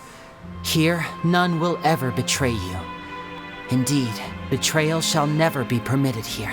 I'll just have you guys know that the Fatui, like the animal boxers, the pyro gunners, all those fellas, they were once the children of the House of Hearth. We've been killing them all this time. But she was also quick to destroy the noble who had taken us in at first, giving us back our freedom. That was just to gain your trust. So that's how the two of you joined the House of the Hearth. That's all in the past, though. The knave is after the Gnosis, isn't she? She has her own plans. Yep, it's the Gnosis. She has gained permission from the Tsaritsa to first use the Gnosis's power when she obtains it. She plans to use it to find a way to break the prophecy and save Fontaine. Why? But you guys only want the Gnosis for something, right? So why does the nation matter? The whole House of the Hearth is currently working to combat that crisis. Today's case has also proven that people from Fontaine can indeed dissolve into some sort of water, thus further supporting the prophecy. So let me guess. Vaughn, the last guy, was just the final, fail-safe, just as a last attempt to actually test. All of us house members here, Lady Arlecchino herself included, are from Fontaine. We won't give up on defending our home. That's why. To us orphans, the only connection we have left to this world, apart from our family, is our homeland. Arlecchino is Fontainian. What about Freminet? You guys kept talking about how it's you and Lynette. From small deeds like distributing magic pockets to huge schemes like stealing a Gnosis, everything is aimed at dealing with that prophecy. I guess no matter how messed up someone is in the head, they still want to protect the place they were brought up in. I'm sorry, but I still can't completely trust you. It's alright. I understand. The only thing I can do is relate all this to you. I just hope you can understand that even as a member of the House, I have never stopped making my own decisions, and that I believe what I'm doing is right. Will you get in trouble for this? If you should need anything at all in the future, feel free to find me. I will do my best to help you, as plain Lyney. I understand. Goodbye. Dude, is this still the first act?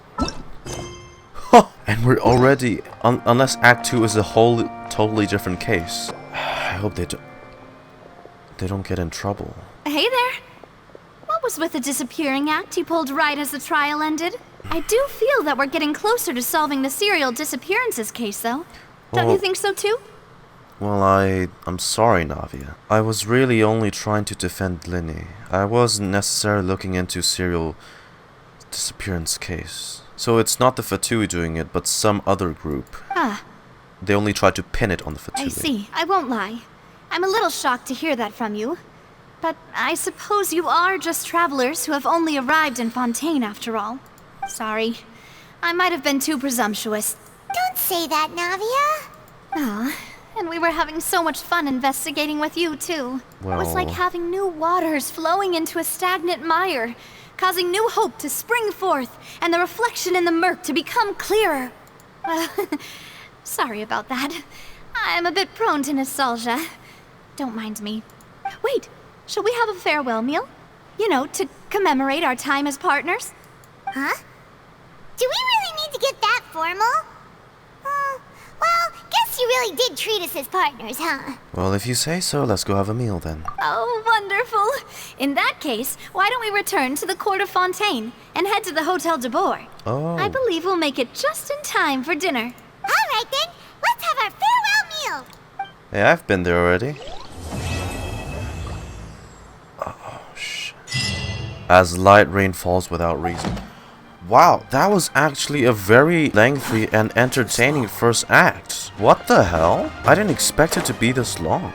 It was a very nice introduction to Fontaine. The way they pulled off that Ace Attorney mechanic is actually very nice. I honestly really like that. I did not think they would reveal at least this much in the first act. Revealing the Halls of Hearth. I know it's been a thing for a while. I know Arlecchino owns the orphanage. But like in-game, in dialogue, touching upon it that much, and revealing that the twins, I'm guessing in this case Freminet isn't associated with the house. They just revealed that the twins, they're working under Arlecchino, and Arlecchino's here actually doing some good this time, which is saving her hometown. We got to know the whole justice system, how Folcalor does not know jack shit about the place she's managing. Neuvillette's more of the big boss at this rate. Also, not to mention Childe bringing up Skirk, which is also a very big deal. That was a very strong start, I'd say. I really enjoyed that. I'm very intrigued to see where this goes next. Definitely needs 2 episodes though.